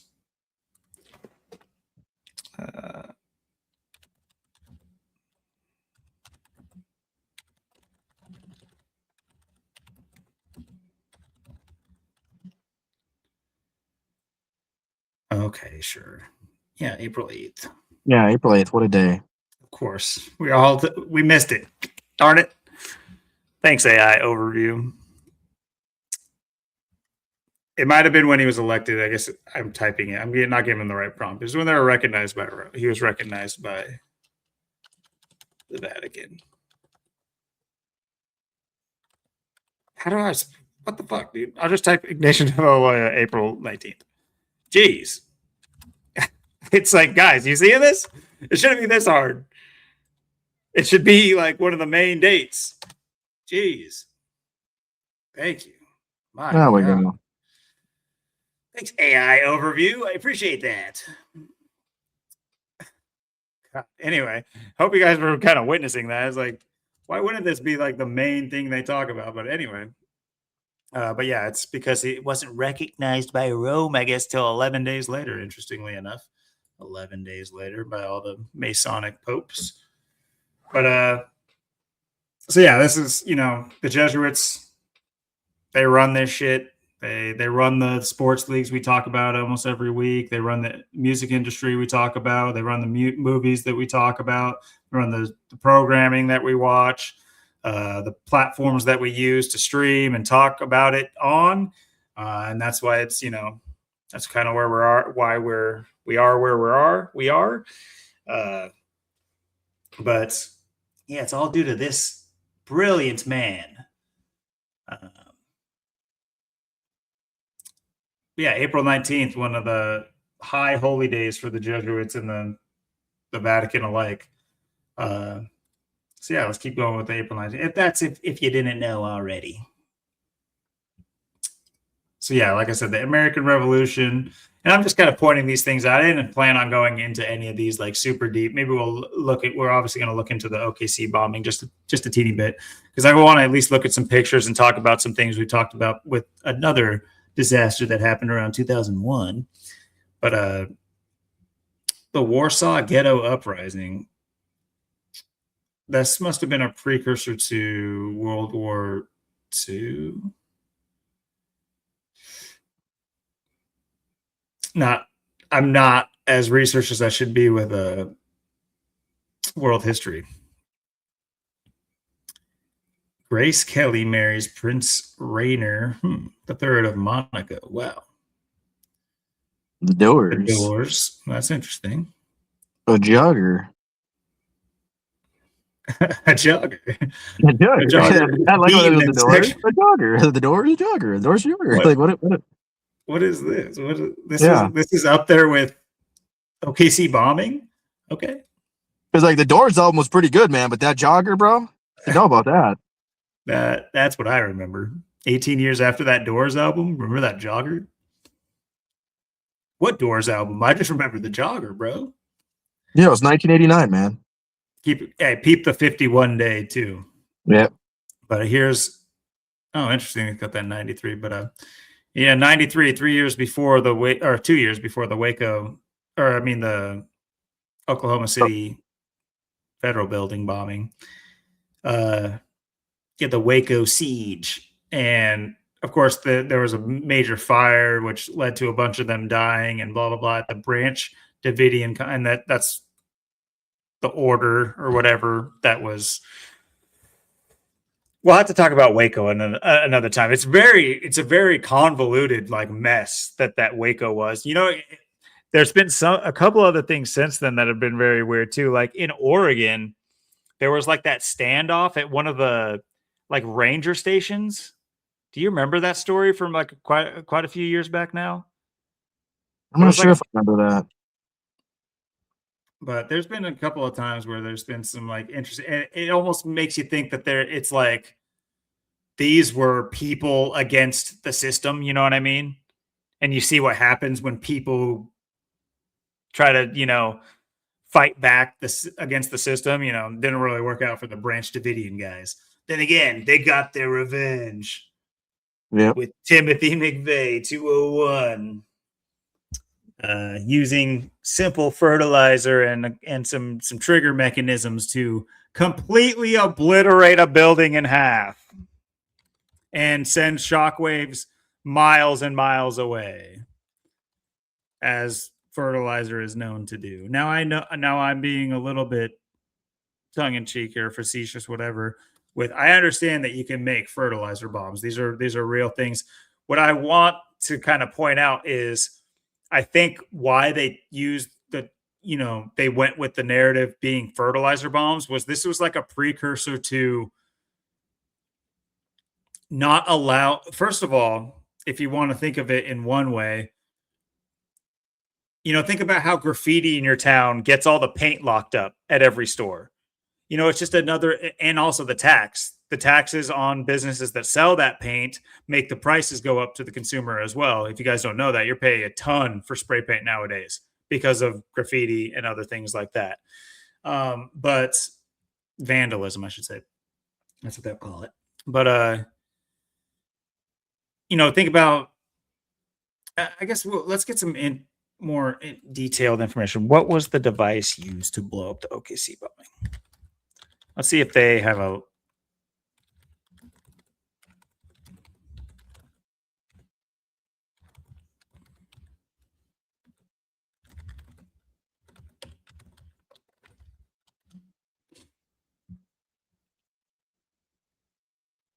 So a truck bomb. They said it was used. Yeah, agricultural chemicals. And so when I say a fertilizer bomb, that was like the vague terminology they used for it. The point is like they were using like nitrates and things and chemicals from like for agriculture, which I don't think was for, it wasn't reported to be like local. It's not like feather meal and stuff you would get to like make your roses grow nicer. It was obviously like more.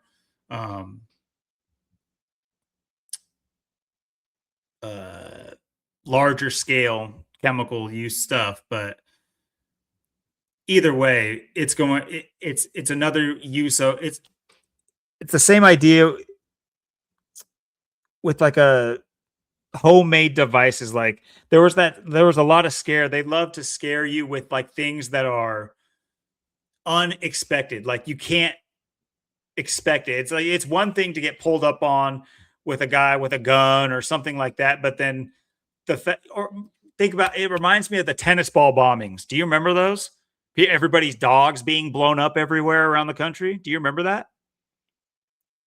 I People were think I might have planting heard of that. bombs and tennis balls and leaving them in parks for dogs to like blow up. It's really crazy. I don't know if any of it was ever real, but either way, it was like definitely like a scary thing. I remember there being a lot of mayhem about kids going to parks and not making sure they don't pick up any toys, anything like that. Similar to like the Halloween candy, people were putting razor blades in Halloween candy. Yeah. These are all, I know that it's like, well, what are you talking about blowing up a building? It's the same context. It's the same. It's just, there's scale to it. In this version, in the Oklahoma City bombing, there was a larger scale with the fervor that reached all the way around the country. But they do this all the time with smaller stories to keep people on their back foot. But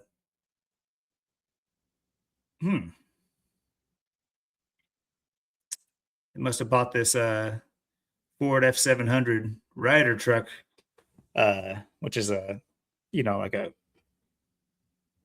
a large, like, what do they call those?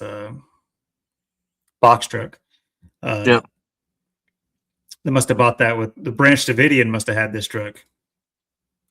They must have bought this down in Waco and brought it up here in '93. It was relatively new, almost brand new. Poor thing. Yeah, they rented. They couldn't use the old one. Yeah, they rented something pretty brand new. They really wanted this stuff done. Like, hey, we can't take our chance on an older model. It's gonna be pretty new at the time. It's a good point too. Like, did they ever track down the guy who like sold Timothy McVeigh and like upsold him? It's like Timothy McVeigh goes to the Ryder services and he's all like, he's looking at the cheapest thing because he's like, whatever. I don't want to already spent most of my money on agricultural chemicals. I know my budget's a little low, but this guy's like, nah, man, trust me. I'll throw in the deluxe cup holders, $50 more. And, got to think about it. $50 at this time. $50 was that was a week's pay. So, when if they ever caught up with the Ryder services guy who rented him the truck? That's something to look into. That's funny. But brand new truck blown up and destroyed not only the complete fascia of the building, but all the way to the back room, all the way through the building. Let me bring up a picture so we can talk about it. But if you guys are forgetful about and I know it looks a little bit not as shallow here. It's not as shallow here, but here, I know it. That's like nothing. When you see other video, you see, look at this. Look how close it is. Man, these never bring up like the largest pictures. Of course, you have the staged photos too.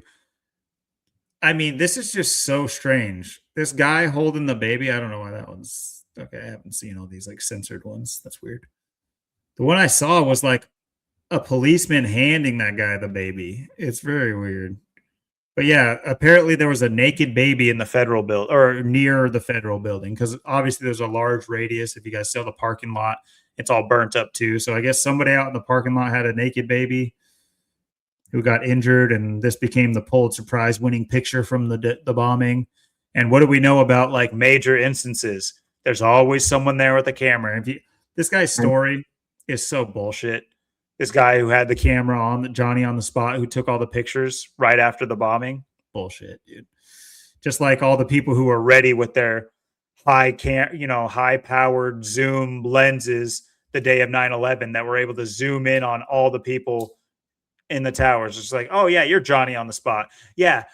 Oh my gosh, terrorists are flying planes into all the tall buildings. Oh, I'm going to be in the tall building. I'm going to stay here and take pictures. It's like, make sure we get it on camera. Yep.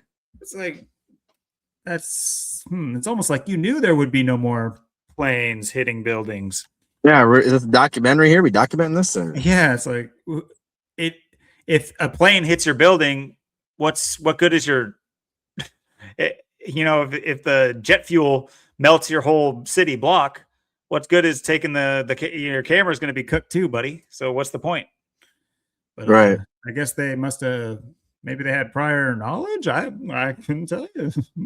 Maybe they knew they weren't going to live, but that camera was going to survive, like the passport. So they'd It was make a sure Nokia. they had it documented. They were Nokia cameras. Probably were Nokia cameras. Indestructible. You can't break it. Can't destroy it. But yeah. Oh man, this picture's so tiny. Hopefully it's high resolution. It's high enough resolution. But yeah, if you guys see it got all the way to the back room. These are sectioned off rooms. I've seen the layout of these buildings. They were relatively small office rooms. And so there's the back windows right there. So it did get all the way to the back of the building, or at least to the final room. All this to say, this is not some homemade rigged truck bomb. This is a drone strike. This is an air strike. They said they felt the reverberations from like miles and miles, like a state away or something like that. Let's see. Kabul destruction. Is Kabul good? And of course, keep in mind these are, not as well engineered buildings. At least some of them aren't. If you guys look into the destruction of the Middle East, you'll find that these wars are waged to destroy what's there, what these people have built on top of. They're trying to get rid of that, just so you know. Oh, look at all these fascists just completely destroyed into rubble. Wow. I wonder if they got any stacks of paper right here that are just not knocked over. But yeah, I mean, this is not some bomb parked in front of a building. And if you guys, look at what this thing is made out of. Large masonry and steel reinforced masonry. So let's take a quick look. One other thing too is it's named after Alfred P. Murrah, but look at Alfred equals 35 too. I was noticing that. It's kind of interesting. But let's take a look at this building's. When did they build Alfred P. Murrah?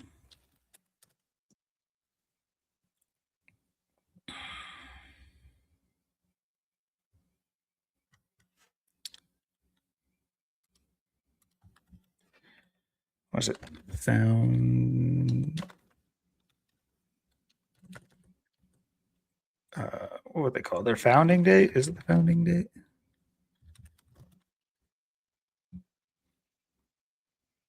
Opened on March 2nd in 77. So yeah, this is a fairly new building. This would have been very new construction, top of the line. It's a federal building, so it's going to be made to withstand, a certain level of, maybe not being directly bombed necessarily, but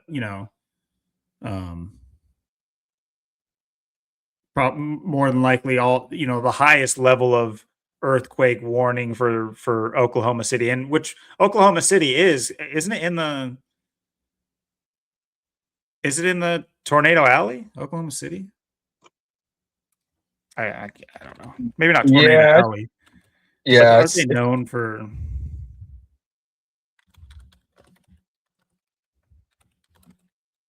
I think it's part of like the New Madrid, or it's close to New Madrid also. So it's kind of both. It's kind of earthquake and it sits within the heart of Tornado Alley. Okay, so I was on it. One of the world's most tornado prone areas. This building wouldn't have been able to be built without being structurally sound to withstand tornadoes. But a guy's little bomb in a Ryder truck blew half of it to smithereens, as well as hundreds of feet outside of the building. Let's see if I can find another picture for you guys. We might as well just keep going through some pictures and stuff. It's fun to do. I know right here is like where the rubble zone is, but all these cars got like pushed back and are burnt like to a crisp, a la Lahaina and Yeah, see, here we go. Oh, I guess in the foreground of that one picture, should have kept that up. I wasn't looking at the foreground, but let's see. Here's a blown up picture. Yeah, I mean, look at this. Burnt. Like what? Like, what? The interior got disintegrated? Right. Disintegrated interior on a GMC? What? These are hefty duty vans. In fact, this is very similar to the van that we used for catering up until just a few years ago when we finally got a new one. And these things are hardy. These are steel vehicles. These are made of steel. You know, actual good materials. Look at these older cars too. These look at these. They're pushed in, just absolutely cooked. Like, look at this. Was it a Caddy? I think so. 64, 65. So, yeah, don't get it twisted, guys. This Allied Steel. Anyway, and if you guys take a little bit of a peeksy here, wonder if you guys get any hair stand up on the back of your head when you see these filing cabinets barely messed with. Wonder if that rings a bell with anything.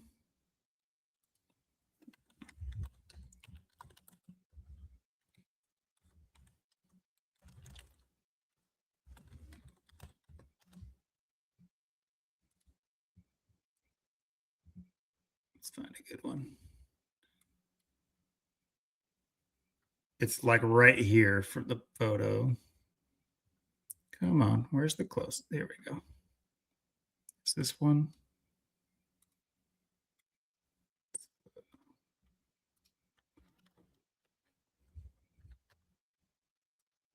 Oops. Why does it start right there? I swear it's like, but either way, here's a nice little stool, just perfectly balanced right there. There's other angles where it shows like filing cabinets with stacks of paper like sitting like right on the edge. Very strange. But yeah, very reminiscent of the Pentagon attack.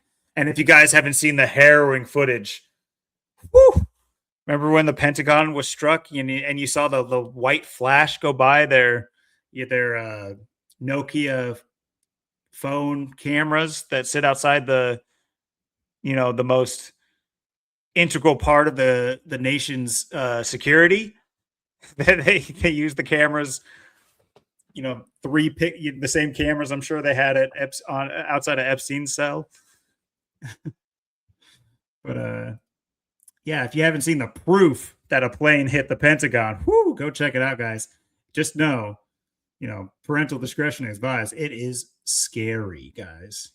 The flash within 0.1 seconds of a little white thing that doesn't look anything like a plane.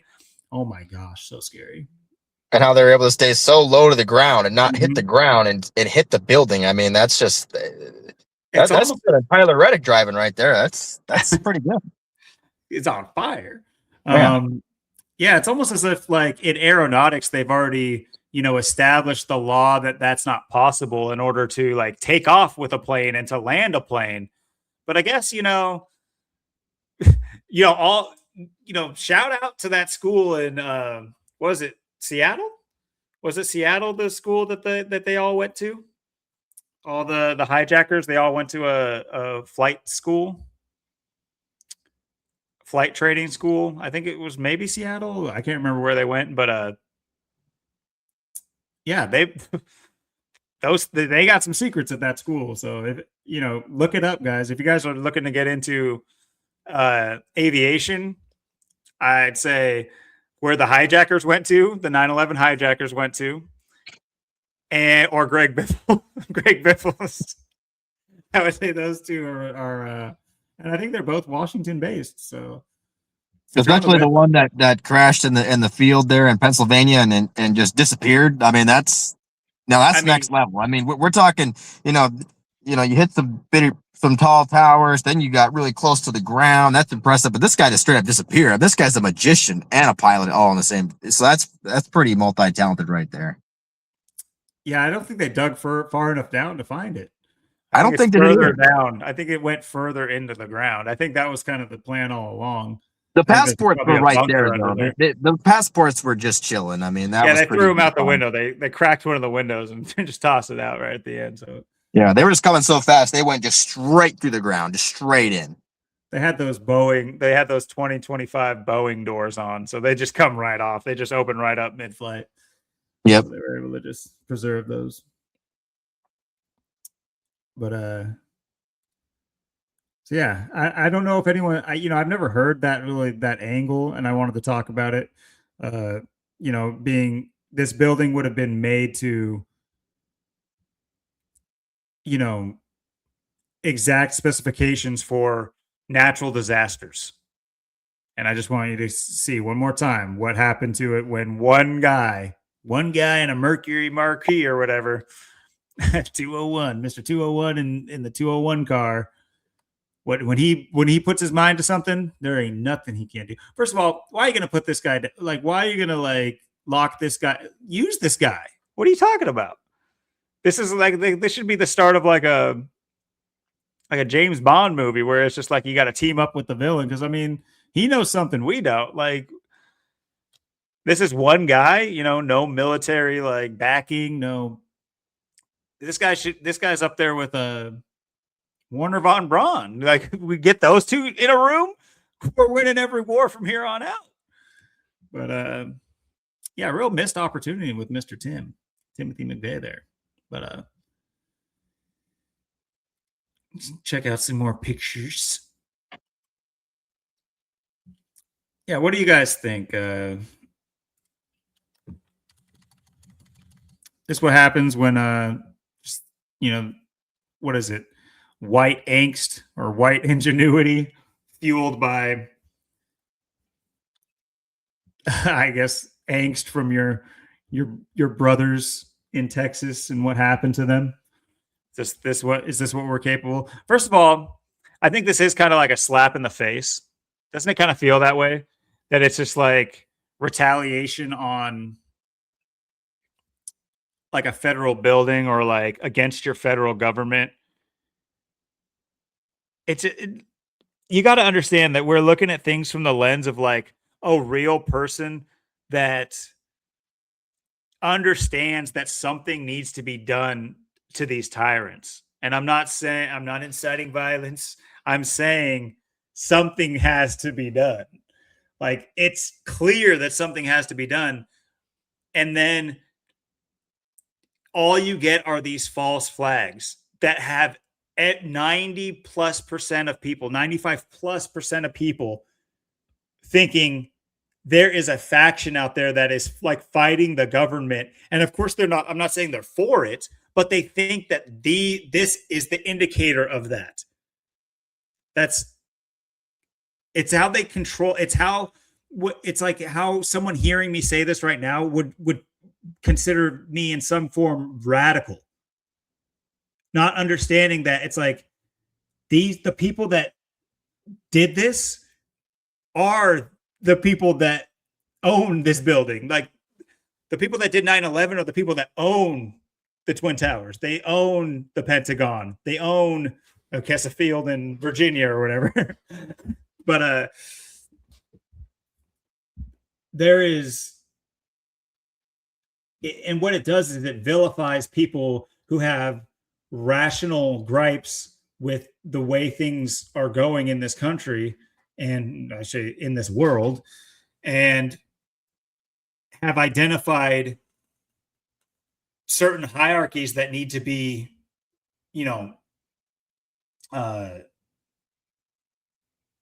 brought back, and they need to be stepped back, miles at this point. They need to be walked back, but they'll do these events and they'll have the nation in a frenzy thinking that the idea of going against the government is like evil, or that it's like radical, or that it's even scary. You could even understand that people might think it's like scary to do so because you look at what happens in Waco and you look at what happens in when that does happen. and how easily the media can vilify the people who were usually killed for, fighting against the government. And I'm not saying these stories are real. I'm just saying like the narrative of the story. Do I think real people have mounted a significant assault on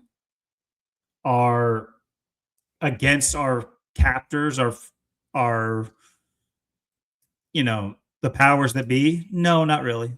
I'm not a hard white cap believer. Sorry, I don't think they're waiting in the wings and bunkers and coming soon. I don't think they've underground working through the bunkers and getting rid of the sex trafficking rings and just doing it all in silence because it's a espionage mission. So like if they give themselves away, it's gonna let the black market people know they're coming.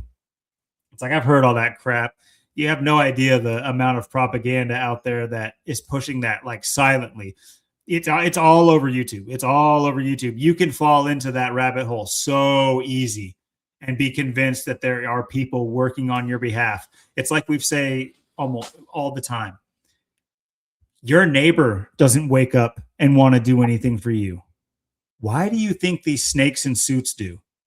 You really think these guys are waking up and saying, how can I make it beneficial to live in this country for people other than me? You think that they're saying that. Your neighbor's not saying it. You're not saying it. Let's be real. You're not saying it. Odds are, if you're hearing this even, and I'm not trying to vilify us at all, or the community or anything like that. I'm just saying on average, on way above average, people work for their own interests. We need to, obviously we talk about, turning that around and becoming more communal. The only problem with community is the usurpers.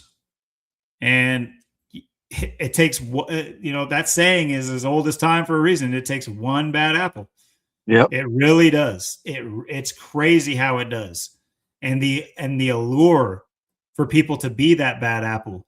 You see people who stick around Zach's community and Rich and harass them and what those people are in real life. It's just like, bro, you could go do anything else. How did you get so easily swayed to that side? It's like, bro, it's a daunting proposition to do things the right way. And then you're also told that if you do things too radical, you'll have the country you're doing it for against you as well. And I think that this is what that exemplifies, the Oklahoma City bombing. I think that the main motive of that was to curb the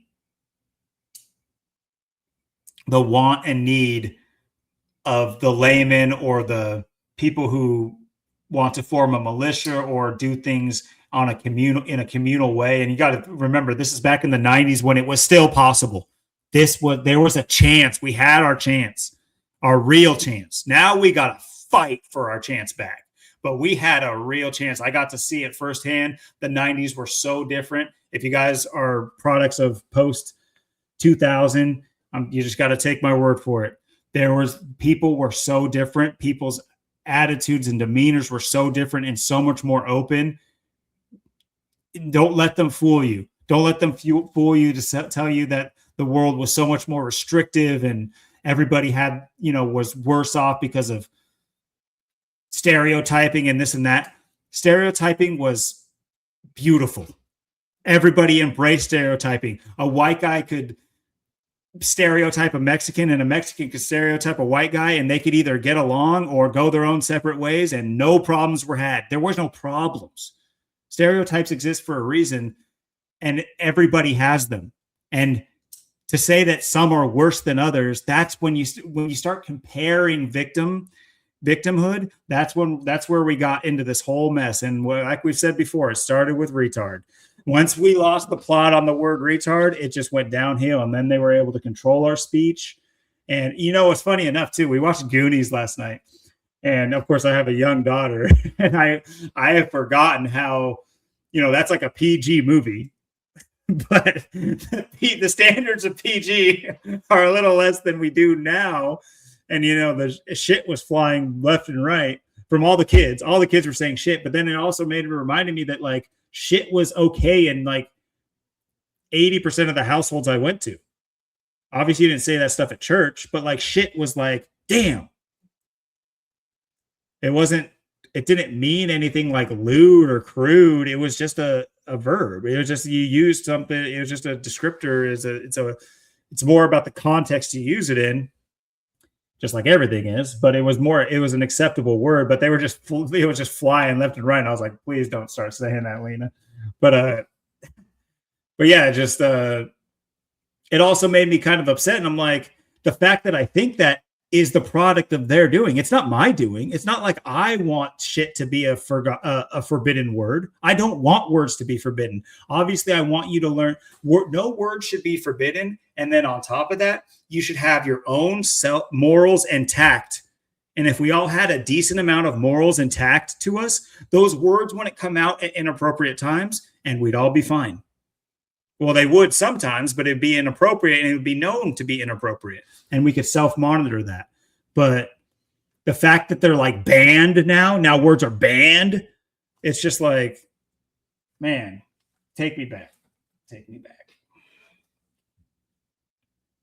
Yeah, it was a much different time indeed. And, it's so interesting too. This OKC has got a, this is the ritual to bring me into the world. I mean, you were just 5 years ahead of me, and here I come, April 29th, but what am I born into? Terrorism and stuff. But yeah, the 90s, the early 2000s, even from what I remember, just like I always say, everything was just completely different. Like there was something to everything back then. Everything just had something to it. I mean, everything had attitude.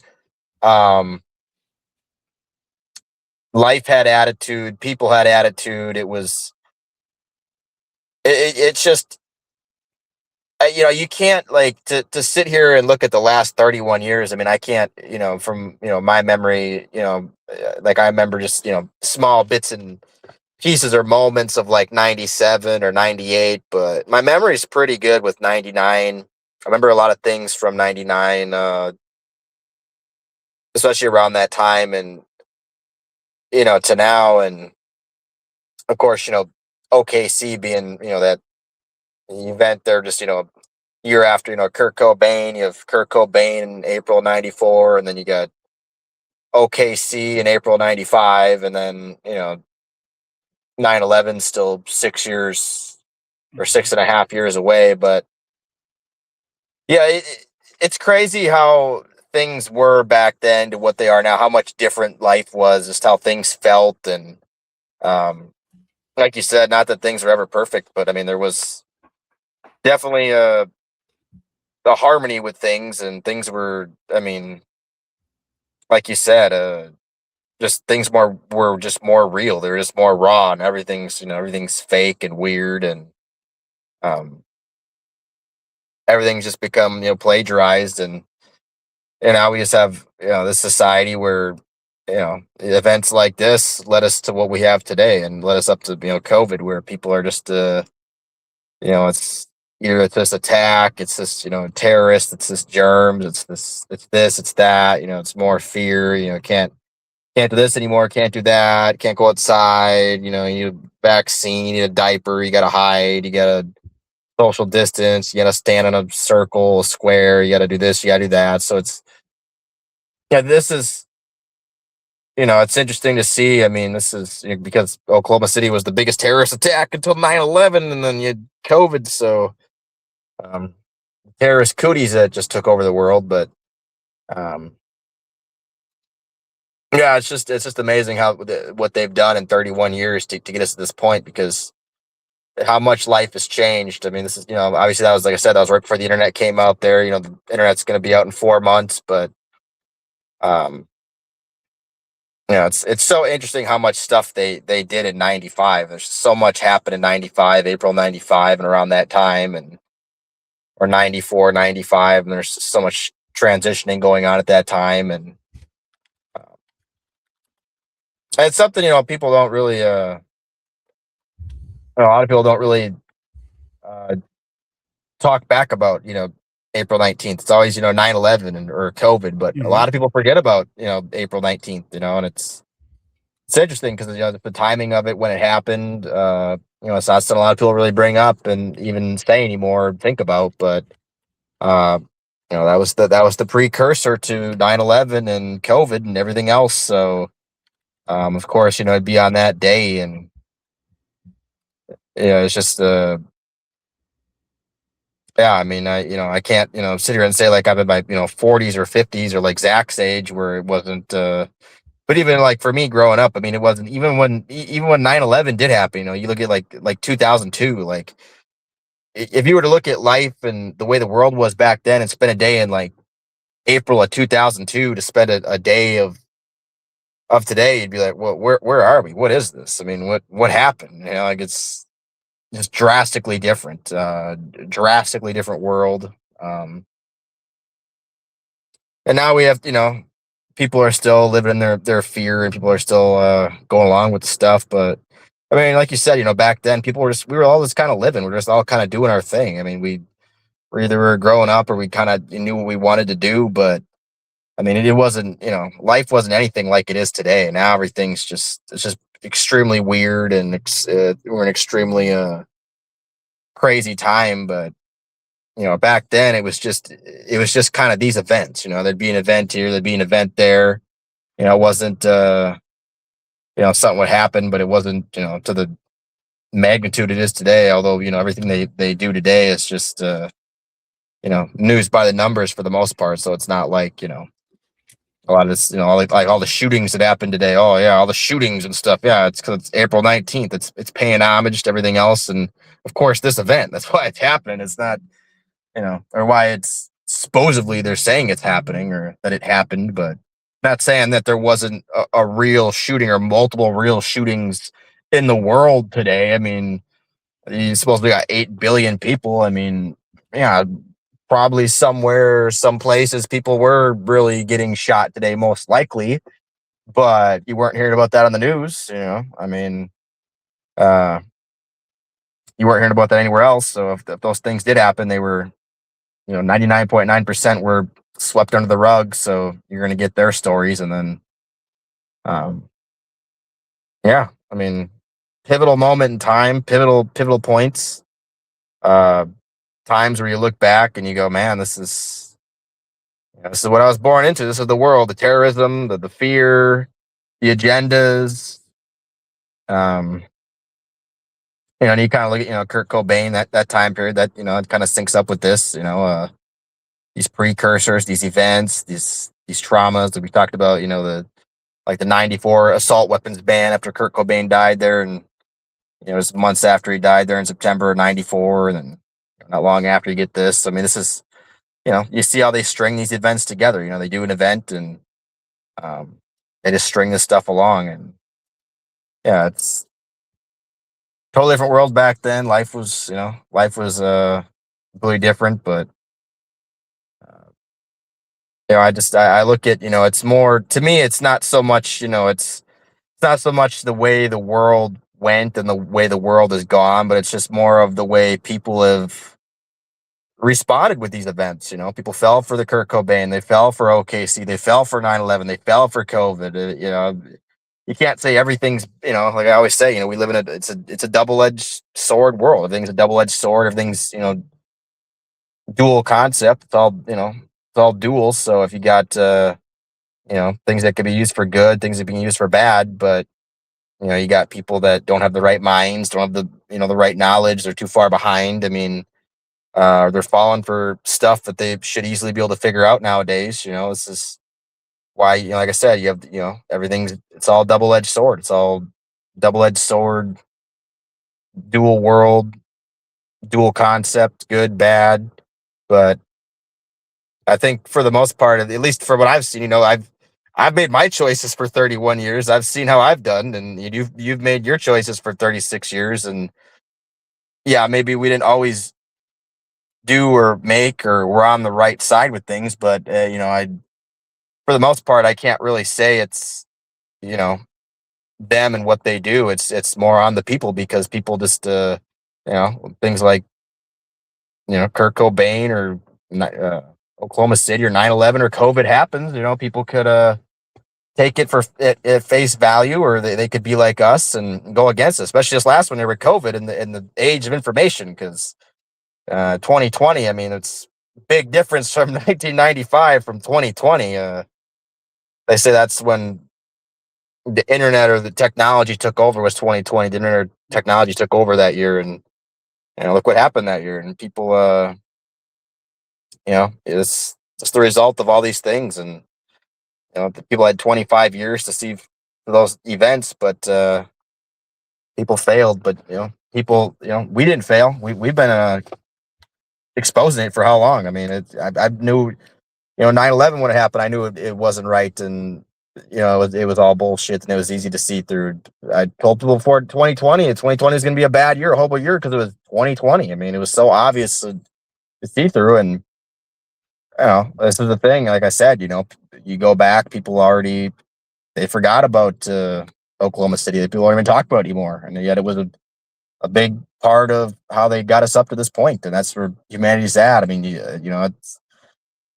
I think a lot of people had just, I think a lot of people just kind of weren't ready for, the way the world was going. They weren't ready for the internet, and they couldn't fathom it. And I was kind of one of those people too. I mean, I'm sure we both were. Life was a lot different with those. You weren't thinking in 99 or 2000 or 2001 or 2002 or 97 about being able to do what we're doing right now, and have all this stuff on a smartphone. I mean, that was hard to fathom at that time. There was internet, but that's how the internet was, and this stuff didn't exist, so it's hard to really foresee this. But we were able to adapt and change on the move, and just be able to survive and see what we needed to do in our lives. But it's just more of a failure on other people's parts to not be able to, fortunately, somehow do the same when it should be very obvious. Yeah, very true. And looking through these photos, this is the trap they put us into. It's like trying to have a statement made about these, but we've seen the crisis actors come out in full force before for these staged photos. And first of all, the story, I was kind of skimming over the story. It's another one of those ones that is just like made for Netflix. But of course, you have the councilman in his Sunday best, ready to go. The Reverend, said his name down here. But I want you to, another councilwoman, Tabitha Taylor, hugs an unknown person. Oh dear. But just peep the water and the hankies. What do we know about these crisis actors? What have we seen? Even Zach he's caught him a couple of times now, but from what I've seen, they got snacks and water ready for you, because you're going to be sitting there waiting, and you're going to be there all day to get your scenes done for those photo shoots. Yep. And just peep the Nestle water here with the tissue. Oh, interesting little tissue she got ready to go there. Nice little Apple iWatch going on. But I also want you to keep in mind of like what it is that they're showing us. Like, remember that the Alamo shooting that Zach showed up to Fred Meyer's, where the shooting supposedly took place, and there were the crisis actors there. Just absolute white trash, fat. The entire family was just enormous. The kids were just humongous, fat, ugly, like inbred looking. And these are the people they're going to put on the news to say, these are the real people we talk to. This is you guys. This is what you look like. You are this to us. And like, I want you to look at what they're showing us here. Like, how are they portraying the Louisiana Black community in these photos? Why don't you take a look at this photo and tell me how they're portraying this community? And peep the water. Peep the water there. And peep this kid's got it. He's like, that's a, yeah, I don't know. That's a third level of Candy Crush, Mom. I'm not stopping for this crap. But yeah, I mean, just like, what is this? Like, this is, if this isn't emblematic, like, bro, what is going on here? No one's going to tell you not to go out of the house. Nobody told you not to go out of the house. How many layers of security did you get past to come outside looking like that without anyone saying anything and then end up in the photo? Like, that's crazy. But of course, you have like some peace officer or some sort of officer here who's strapped up, like setting up candles. And then you got a guy taking a photo here for the perfect shot. It's like, where's the tact? Where's the decency? Why do you need to take photos of the people leaving the candles mourning? Like, shouldn't there be, like, you know how when somebody's family member dies, leave us alone. We don't want anybody to be near us or think about us or anything. Just leave us in your thoughts and prayers and don't question anything. Meanwhile, you have these prayer vigils where they take 40 photos and everybody's just acting like it's a photo shoot. Like, that's interesting. That's an interesting concept. You know what I mean? It's a weird dichotomy how, you know, people will say we need space in this time, except for if like 8 people die, and then go ahead, take pictures of all of us. We all want to be in the photo with our Nestle waters that are freshly handed to us from the craft service table right behind this photo shoot. But anyway, there's the Reverend James Green, just ready to hug people. I'm sure, you know, yeah. His how much did his glasses cost, let alone his suit? And he's just. But yeah, the story is that it doesn't say why. There's no one says a motive, but his wife had 8 kids or 7 kids, and there was one other kid staying over or something like that. And he just went off on all of them, just one after another. And it just became a scene where they're all running around trying to get out. And he's just like popping off, going through the house, you know, one at a time. And some kids were even getting up on the roof, and one of them jumped off and like survived, but the other ones were like shot on the roof. Like, or how many shots were popping off with, like, how many shots is that? I mean, you could do it efficiently, I guess, with one magazine. Maybe this guy is just that good, but how long did this have to be going on is my question. This isn't a 5-minute exercise here that we're talking about. These kids scattered and ran all different directions and still got caught. So, like, how long was this going on before, like, anyone could respond? And by respond, I mean, if your neighbors are shooting, yeah, I'm not saying the best thing to do is to run over and confront it, but it's like, it's kind of weird that nothing happens. Like, you're not going to do anything about it? Oh, it'll stop. The game's on. I'm watching Tyler Reddick is turning left for Biffle here. No, I don't think. Yeah, that's like when my neighbors were supposedly shooting at me, but I didn't know about it till the next day. And I go outside and I go on I just walk in the car. I didn't even look at the bullet hole coming out the front windshield, and I just shut the door, and the whole back end, the whole back windows blows right out. So it's like, and if that didn't happen, I wouldn't even know there's a shooting. So it's like that shooting happened. There's shell casings in the driveway all over the place. There was multiple shots fired. All this stuff was going on. People were screaming, and cops were out and, you know, with their guns and walking around looking at stuff. And here I am just sleeping in bed, just not even knowing this is going on. It's, yeah. I got Shreveport, Louisiana. It's got the 113, like the deception number for in Judaism. There's got a little bit of some Torah deception going on, but peep the name of the father, Shamar. It's got sham right in the name. What a sham. Yeah. What a shamar. A shammer. He's shamming us. ShamWow. Yeah, ShamWow, yeah. So now I know that there was another story, some other shooting like the day before, I want to say. And of course, in the background, the Iran war is just, they said it's going to stop, and then they just keep cooking it. Oh no, Iran's still attacking. Oh, we better attack some more. Oh, Trump's playing 5D chess. They shut off the Strait of Hormuz at the inlet, so he shut it off way down ocean. 5D chess, and he's letting other people through. So he's letting the oil flow. He's the hero. What a great guy he is. People have no idea about. First of all, do you want to see? Do you know about like the Middle East and like Americans? I think people in the West have this perception of what the Middle East is and was, but you guys have no idea.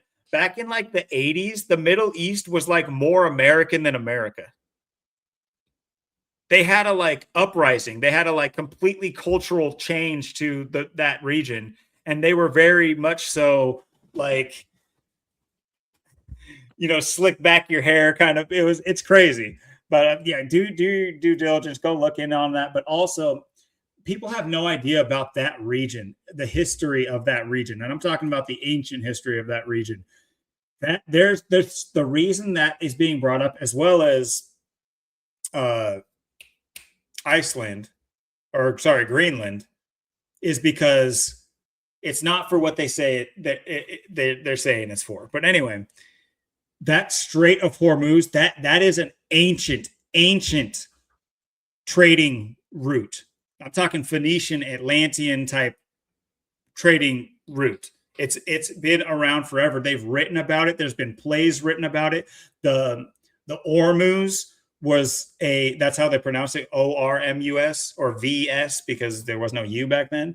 But yeah, guys, look into the ORMVS, the Ormuz, and there's been plays written about it. And I've talked about this on the channel. So it's so funny that the Strait of Hormuz has gone up, because remember early on in the channel that I was telling you a lot of the strife going on with nations to this day have to do with the trade and the mineral extraction of dyes for perfumes and stuff like that, and dyes. Yep. Well, in that particular area is one of the biggest. There's an island near the Strait, just inside of the Strait of Hormuz. There's an island, and it is like one of the most minerally rich in hematite, the red iron oxide thing that has been used for centuries to make lipstick. I'm just throwing it out there. It's all about oil and oil, which, by the way, when they say oil, don't think of petrol. Don't think of like fuel. That's not, guys, think about what you eat out of when you go to fast food. That's that oil, by the way. Those plastics and those styrofoams. Oils, yep. All kind of oil. Oh, yeah.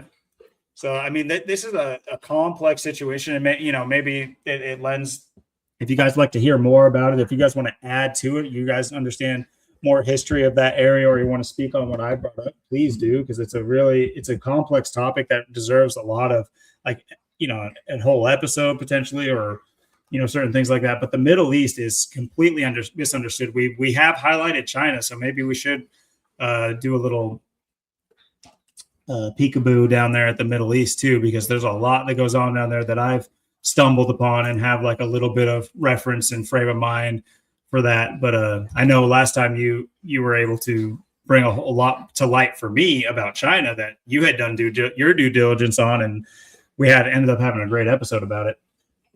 But yeah, Middle East is another one, especially with the whole Strait of Hormuz stuff going on in Iran.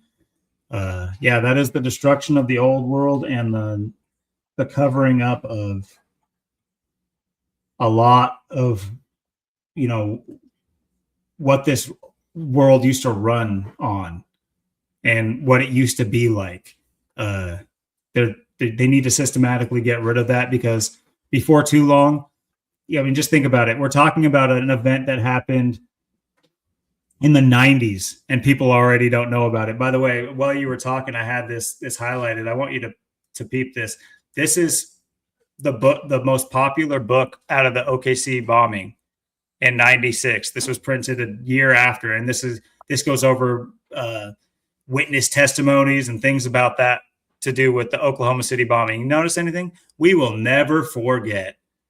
Go ahead and type in "we will never forget" and see if you get this book. If you won't, it'll be 9/11, 9/11, 9/11, 9/11, 9/11. And obviously, you guys know that's like the theme of 9/11. And to this day, as people still say, never forget, never forget, never. Well, now you know where it spawned from.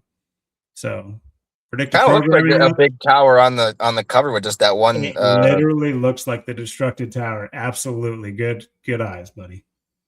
100%. Like there's your big tower right there. There's your World Trade Center right there. That big, it's just sticking right up right there for you. Yeah. So yeah, I will let you. We are getting a little long in the tooth here, and that's probably my fault. This is a pretty fun topic to talk about and look at all these pictures and stuff. But I'm sure it's not the last time we'll talk about OKC, at least in conjunction with other things. But in the meantime, I think that's a pretty good place to wrap her up. And just to reiterate what I was saying before, because then I'll hand you the floor back. But yeah, if you guys have any more interesting factoids or details about these events that we've covered, or even the sport related topics, obviously keep hitting us up with those. We still got great emails from Illegal Smile and Joseph, and really good stuff, especially Illegal Smile. We got to have him on again. He's been doing a lot of work behind the scenes. I got to get you able to view the email, man. I really do, because he has these amazing breakdowns that you need to see, because whether or not the drivers come to fruition, it's so much good information. But anyway, so yeah, shout out to you, Illegal Smile, Joseph. Keep them coming. Really appreciate it. Keep the comments coming, guys. They're great. We love talking to you in the comments. And yeah, any ideas for next week or add-ons for this week, hit us up, and I'll pass it off to you, Austin, to close us out. Yeah, absolutely. And two, I mean, like we've tried to, take a look at the, or it won't let me on the email, but remember, I do have my email and my phone number in the thing too, so people can hit me up as well. And that's another reason why I put that in there. It's in there for, you want to get a hold of me for anything or anything. We've talked about so many things. The channel doesn't have to be things we've talked about. Channel, it could be anything you want to talk about. I got my number on there for a reason. I got my email, so whatever I can't, view on, your end, you can just send it to me, either text or email or whatever, and I can view the stuff too. So people can give me stuff to look at as well, whatever it is. And yeah, last week I was, talking about how we, I was kind of giving people homework and ideas and brainstorming and stuff. And like I said, we'll kind of somewhat conclude that next week. Like I said, I will email Zach again on my birthday and stuff and see who else, comes up or anything. If anyone has any ideas or anything. So that's kind of still in the works. But yeah, as like I said, for anyone who is, interested in, the big promotion going on right now, it's a great time. And like I said, it's only available till the 29th. Once it's my birthday, it is officially over and done. So it is only from the 18th to the 28th, and the 18th yesterday I just found out about it. Today is pretty much come and gone, so there's only about a week left. So I got people to get, someone will get someone under me regardless. But like I said, that's why I reached out to the community. I emailed Zach about it, so Zach's got, Zach should see my email that I put in there. I put a post on Free to Find Truth, and people to kind of telling them, hey, if you're interested, just getting the word out, showing them some stuff. And if people, like I said, people do have any questions or anything they want to see, you got, like I said, you could text me or call me on it, but you got to be quick because there's not a lot of time. Or like I said, if you want to, someone else like Talia or Jocelyn or someone else in the community to, or even Debbie, other people know stuff too and can help out answering questions and stuff too. So, it's a big opportune time. I mean, like I said, whatever anyone wants to get involved, I will pay the full 1,000. Send you the $1,000 because I got plenty of enough money right now to do that. So, and like I said, I will. I have people that like if no one from the community hits me up. I mean, whoever Debbie knows or Talia knows that people to go under me to do it this week, or if you guys hit me up, I mean, I could get those people under you too. So you also get that extra compounding, that 1.8 or that 1.85. So, I mean, it's a big boost. It's a big step. I mean, basically you're getting, like I said, you're getting a free level 3, a free team building and free stuff without even having to do anything. So you don't have to build a team or nothing. Just, one person, and I could be the person to have someone go under you, or if you know someone to get someone in, that's great too. But like I said, whoever takes me up on the offer will be getting the $1,000 regardless. So I will pay it to them. So pretty big that this, they're doing this. You just only got to get one person, and then boost you up. And then, like I said, you're coming for $1,000, which is better than I did. I came in for 500, and like I always say every episode, I wish I just put more money in. I started earlier, but now you get the jump. You get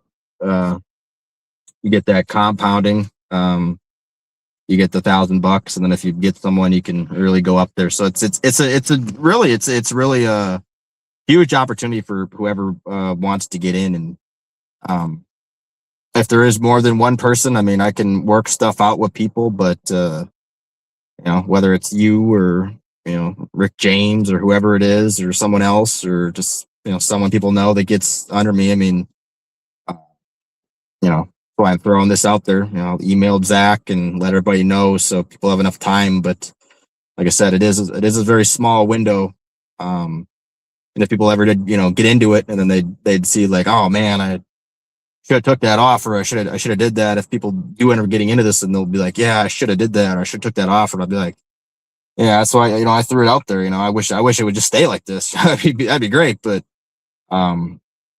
it is very limited. There's only like a week left, so it's by next episode, I'll probably already have whoever's going to be under me by that point. So, but I might still be helping people out possibly too, because there still will be a couple days left. So, might still be chances for other people to get in at some spots, or if people are looking to get involved. And again, you can get involved whenever you want. If you want to get involved in a month or a year or whatever, or you don't want to do it at all, I mean, it's totally up to people. I mean, like I always say, there's no guarantees in life, but it's an open-minded idea, and people brought it to me. I sat on it for 4 months and looked at it, and then decided, I got nothing to lose. I got to do this. So it's like, that's kind of the thing. And I've just been an investor with it. I've just invested, and now it's it's just my investment is all it is. And like I said, it's doubled in the time, and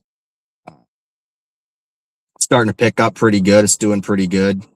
Should be pretty interesting to see where, with, getting that person, what the difference that it makes. It'll make a big difference, just for investing $500. That's the great thing. You get in, you're going to be twice as much for 1,000. Like I said, you're getting in for free. So, I mean, it's, I just can't do any more for people than I've been doing. And I just hope people, appreciate that. And, I'm interested to see what the feedback is, or if people do have any feedback, or if you like I said, if you have ideas, like I said, the brainstorming thing, more ideas of what I could email or talk to Zach about, or like I said, I mean, I was talking to Rick James just yesterday. I was on the phone for like over 3 hours with him. I haven't talked to him in like shout out to Rick. Big shout out to Rick. Funny too, because he's in Vegas. We just had Wrestlemania starting Vegas yesterday and end today. So it's I thought that was funny. I haven't talked to him in like a couple of years on the phone. I talked to him a couple of times in like 2024, and now I'm talking to him again after those few times I've talked to him before. And it's WrestleMania in Vegas 42, and I thought that was funny with how that lined up. But Rick James too. If he seemed like he might have been interested. I sent him some things, and if, like I said, people want me to send him some things, I can send them. I send them to you. I send them to Dale. Put a couple things on Free to Find Truth. So, definitely spread the word. And I've definitely got it out there. So, I like to hope the call is answered, for sure. But either way, like I said, there should be getting someone in that spot no matter what, so it shouldn't be an issue. But yeah, there's not a lot of time to react, but there is some time. And like I said, people even want me to send them more information and stuff too. I can do that. I mean, I can, that's the whole point of all this. There's reasons I put my number out there, the email out there. People can send me anything. This is a very open table channel for the open-minded, and that is what we are and continue to be. And that should be interesting. We're off to episode 84 next week, like Austin, like Jesuits. It's a big time number right there. It's the last number of my name, the 84. It's as high as it goes. So should be interesting to see. That'll be kind of the birthday stream too. The 26 turned upside down. You got the 29, and then whatever happens on that Wednesday. So yeah, we got about a third of April still left, and got a big birthday in there. So yeah, I'm sure it's gonna be interesting how this ends up here. But yeah, like I said, there's still time, so people want to get in. And like I said, that's why I talked about it at the beginning, talked about it now. So if you missed it in the beginning, you heard it at the end, or you heard it both times, or hopefully I've made it to the point where you caught it at least once. I would hope so. But if not, as you said, I will have it posted in the description. And yeah, dude, leave comments, questions for him, early birthday wishes, things of that nature. And yeah, like we said too, keep, any direction you guys help give us for the channel is always helpful as well. I know that's kind of slowed down. I think early on we were getting a lot of criticism, and not in a bad way. Even bad criticism is like, at least it's feedback of some sort. Right. And it's not to say that we don't appreciate the what I would call avid support from the people who do support us. It really is like, it feels great to know that there's a certain amount of people that have our backs. What seems like no matter what sort, I'm not saying no matter what, I'm sure we all have a line we draw, but I'm just saying, like, as far as we are here now, as where we're at now, it feels great to know we have a group of people that are, down. And, but yeah, even you guys don't hesitate to give us feedback of any kind. I'm not going to sit here and call you guys yes men, but I'm just saying, like, it's hard to gauge where we're at as a community with everyone, when it kind of feels like everyone is just like content. Like, let's not be content with contentment. Let's if there's something you guys want to see, let us know. If there's something that you guys want us to cover, let us know. Let's make it more, community involved, rather than just, I'm not trying to downplay at all the support, the support in any kind of way you guys is great. I'm just saying it helps us with, framing a direction for what we should do each week. And it hasn't been easy for me and Austin this year, because we've both taken a little bit, veered off the path that we saw last year, that we were coming into this year saying, like, let's go. And then, both of us have had, I don't want to call them distractions. Like, life is life. I'm not going to sit here and say, oh, life happens. That's a cliche and annoying. But, there's things that have drawn us away from our original vision for the channel, or at least put it on a further burner back. And so any kind of help you guys and direction you guys can give us is, greatly appreciated. So keep that coming. And yeah, thank you guys for hanging out as far as you did, and hopefully you guys made it to the end. And yeah, I hope you guys have a fantastic week. And yeah, happy OKC bombing day, and hope the rest of your day is bomb. I don't know, that was corny. Sorry, I might edit that out. My bad. All right, We're guys. ending Have a with the great week. bomb. We end with the bomb around here. We are the bomb. This channel's the bomb, and We we're are the always talking about fertilizer. those bombs. But this is literally we're ending with the bomb. This is it. We're detonating right now. We're going off. We're going hard. We're on fire. We're blasting. We're blasting into the next episode. We're blasting into this birthday coming up here. The birthday blast with BB, double B. Damn. All right, guys. Have a great week, and we'll see you next week. Later. Peace.